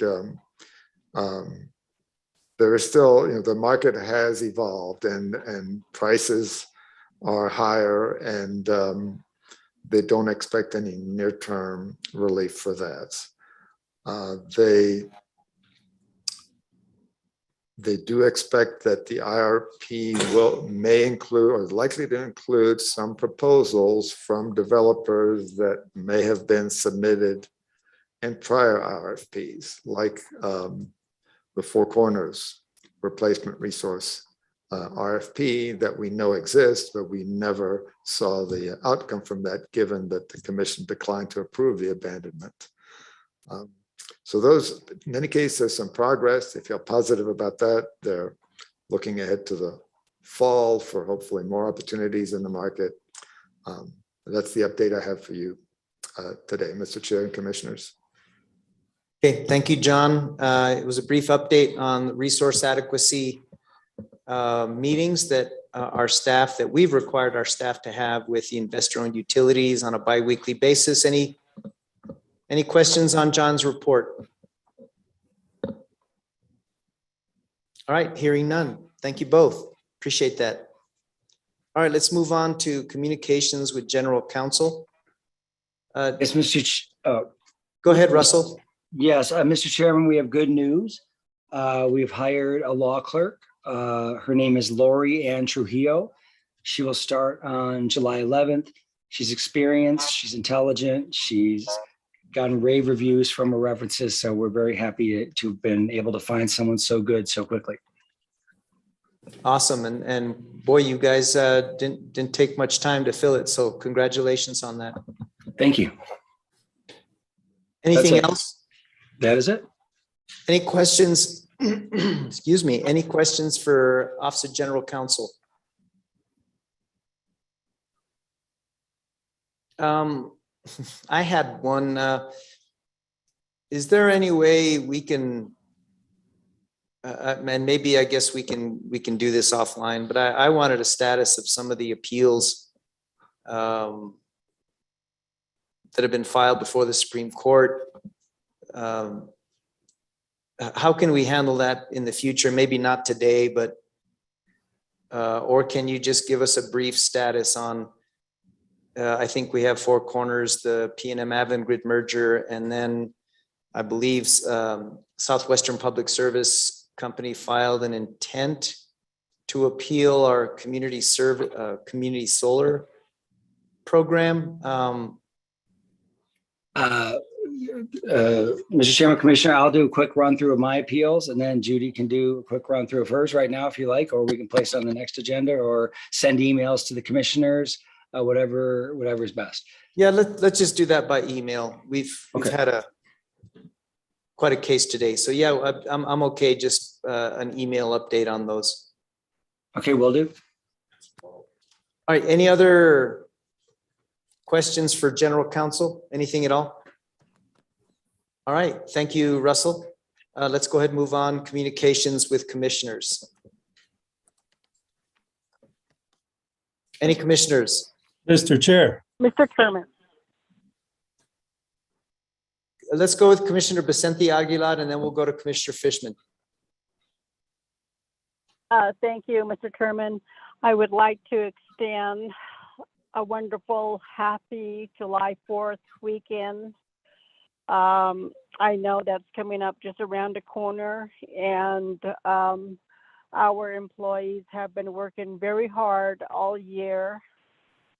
And please note that we may come to the commission meetings to vote on cases, but we have you in mind during these challenging times, whether you're working at home, working in your office.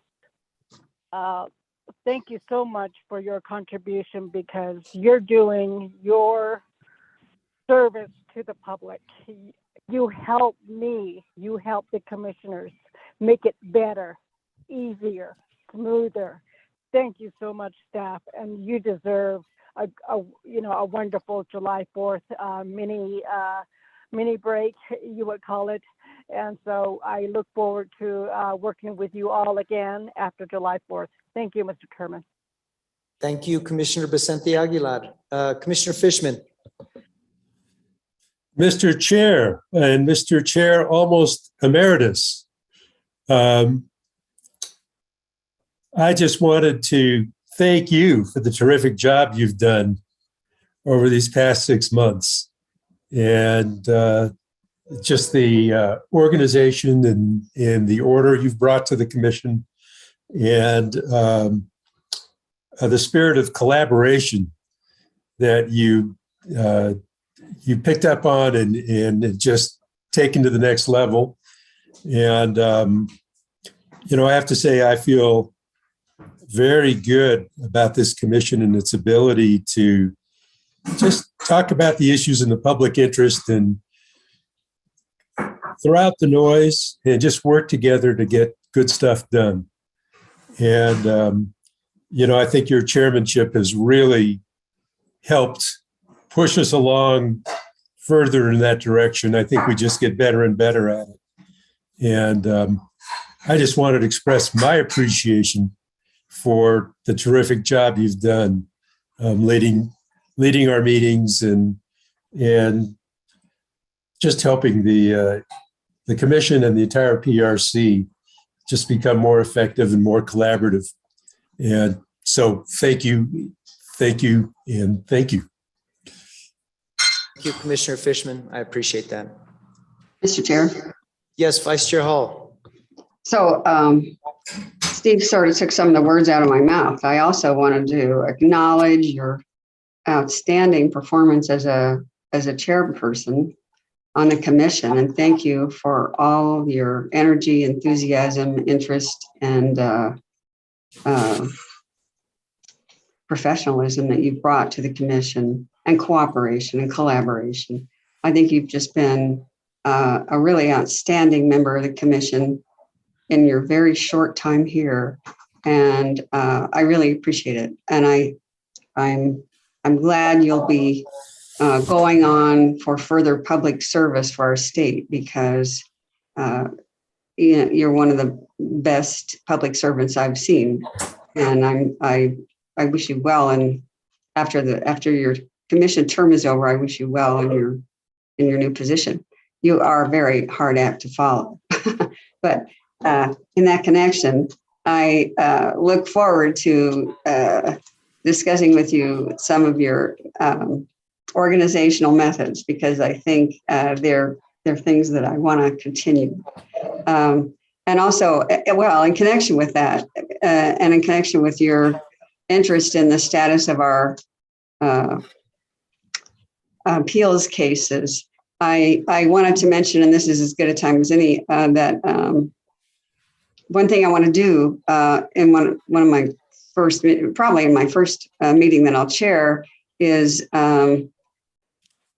ask for all the divisions to get reports together. I would like to have a mini version of our work plan. I'd like to sit down and look over our work plan for our last 6 months and see how we can be really effective and efficient during this last leg of our journey here.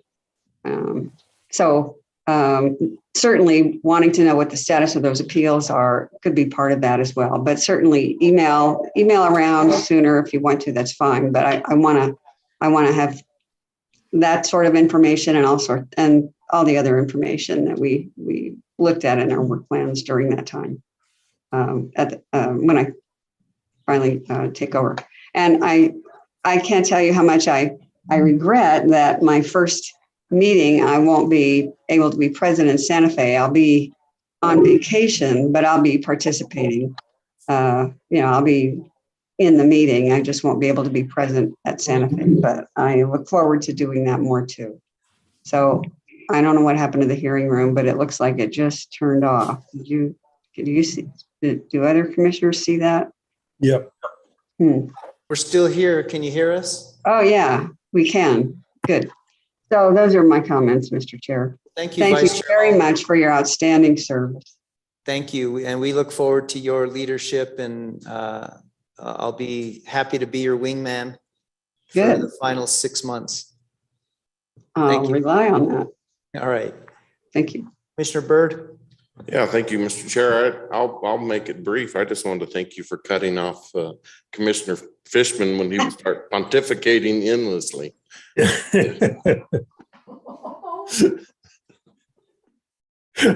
Thank you, Commissioner Byrd. Commissioner Byrd, Mr. Chair, I Yes. just wanted to thank Commissioner Byrd for his feedback. You're welcome. Well, during the tribute to John Reynolds, you, Commissioner Fishman, said that you were going to use John Reynolds as kind of a model for conduct. So if you start misbehaving, I'm going to ask you to channel your inner John Reynolds. So I'm going to be watching you, Commissioner Fishman. You're missing the facial expressions of Mr. Reynolds. Yeah. I'm going to interpret that as tough love. Anyhow, folks. Mr. Chair, can I just make one more plug for the lunch for John Reynolds on Friday at 11:30 at, Judy, can you supply the name of that restaurant? I'm going to mispronounce it. Clafoutis. Clafoutis, is that right? Yes. And it's official now. Lunch is on the commissioners. So This is a free lunch to anybody who wants to come. Wait, you didn't mention that the commissioners are on the hook. for Oh, you paying the know, bill, I know you so know. I'm going to require a formal RSVP to get a head count. Anyway, thank you for planning that, Vice Chair Yeah. Hall and Judy.